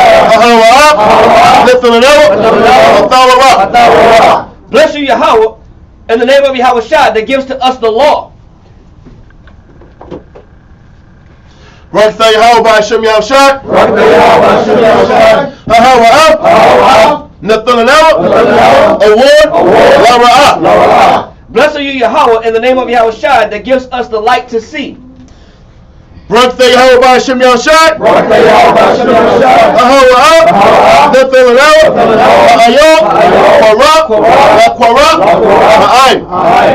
Bless you, Yahweh, in the name of Yahweh Shai that gives us the ram's horn to call the people. Birthday, how about Shem Yahshai? Birthday, how about Shem Yahshai? Sheman, Zayat, Lamashach, Yasharala. Blessed are you, Yahweh, in the name of Yahushua that gives to us the olive oil to anoint Israel. Psalms 92. It is a good thing to give thanks unto the Lord. It is a good thing to give thanks unto the Lord. And to sing praise unto thy name. And to sing praise unto thy name. O Yahweh. O Yahweh. To show forth thy loving kindness in the morning. To show forth thy loving kindness in the morning. And thy faithfulness every night. And thy faithfulness every night. Upon an instrument of 10 strings. Upon an instrument of 10 strings. And upon the psaltery. And upon the psaltery. Upon the harp. Upon the harp. With the solemn sound. With the solemn sound. For thou, Yahweh, hast made me glad through thy work. Has made me glad through thy works. I will triumph, in the works of thy hands. In the works of thy hands. O Yahweh, how great are thy works. How great are thy works. And thy thoughts are very deep. And thy thoughts are very deep. A brutish man knoweth not. A brutish man knoweth not. Neither doth the fool understand it. Neither doth the fool understand it. When the wicked springeth the grass. When the wicked springeth the grass. And when all the workers of iniquity do flourish. And when all the workers of iniquity do flourish. It is that they shall be destroyed forever. It is that they shall be destroyed forever. But thou, Yahweh, art most high forevermore. Art most high forevermore. For lo, thine enemies. For lo, thine enemies. O Yahweh. For lo, thine enemies shall perish. All the workers of iniquity shall be scattered. But my horn shalt thou exalt, like the horn of a unicorn. I shall be anointed with fresh oil. Mine eye also shall see. My desire on my enemies. And my ears shall hear. My desire of the wicked that rise up against me. The righteous shall flourish like the palm tree. The righteous shall flourish like the palm tree. He shall grow like a cedar in Lebanon. He shall grow like a cedar in Lebanon. Those that be planted in the house of the Lord. Those that be planted in the house of the Lord. Shall flourish in the courts of our power. Shall flourish in the courts of our power. They shall still bring forth fruit in old age. They shall still bring forth fruit in old age. They shall be fat and flourishing. They shall be fat and flourishing. To show that the Lord is upright. To show that the Lord is upright. He is my rock. He is my rock. And there is no unrighteousness in him. And there is no unrighteousness in him. Ba'ashem Yahushua. Ba'ashem Yahushua. Psalms 133. Sheyar, Hama'ayawa, Laduat, Hana, Ma, Tawa, Wama, Na'ayam, Shabbat, Akim, Gam, Yachad, Hashaman, Hatawa, Ayo, Ra'ash, Yarad, Ayo, Hazakwan, Aharan, Shayarad, Ayo, Haya, Manawakiwa, Qatar, Karamwan, Shayaran, Ayo, Haraya, Zayawan, Kaya, Sham, Tazawa, Yahweh, Habaraka, Hayaya, Al-Walam, Ba'ashem Yahushua. Psalms 133. Behold, how good and how pleasant it is for brethren to dwell together in unity. It is like the precious ointment upon the head that ran down upon the beard, even Aaron's beard, that went down to the skirts of his garments, as the dew of Hermon, and as the dew that descended upon the mountains of Zion. For there the Lord commanded the blessing, even life evermore. Amen. Amen. Yahweh Ba'ashem Yahushua. Yahweh Ba'ashem Yahushua. Rachno. Ba'ashralim. Rabiyat. Rapayim. Yahweh Ba'ashem Yahushua. Rachno. Ba'ashralim. Rabiyat. Rapayim. Yahweh Ba'ashem Yahushua. Rachno. Ba'ashralim. Rabiyat. Rapayim. Yahweh Ba'ashem Yahushua. Rachno. Ba'ashralim. Rabiyat. Rapayim. Rakthei Ho, Rakthei Ho Shot, Rakthei Ho Shot, Rakthei Ho, Rakthei Ho Shot, Rakthei Ho, Rakthei Ho Shot, all knowledge, all wisdom, all understanding, all patience, all mercy, all power from your hope, all power from your hope, all power from your hope. Ba'ashem Yahushua, Water, Yat, Amen.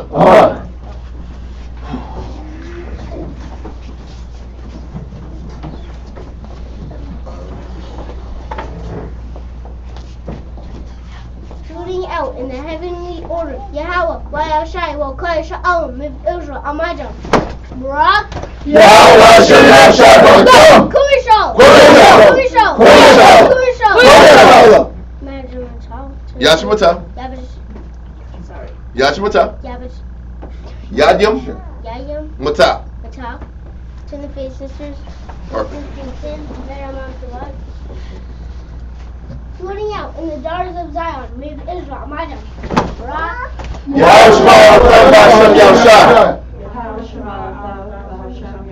Yashimata. Dismiss. Hold on. Israel Tawada for tuning in. See y'all on Monday, alright? But there is a Purim tomorrow night.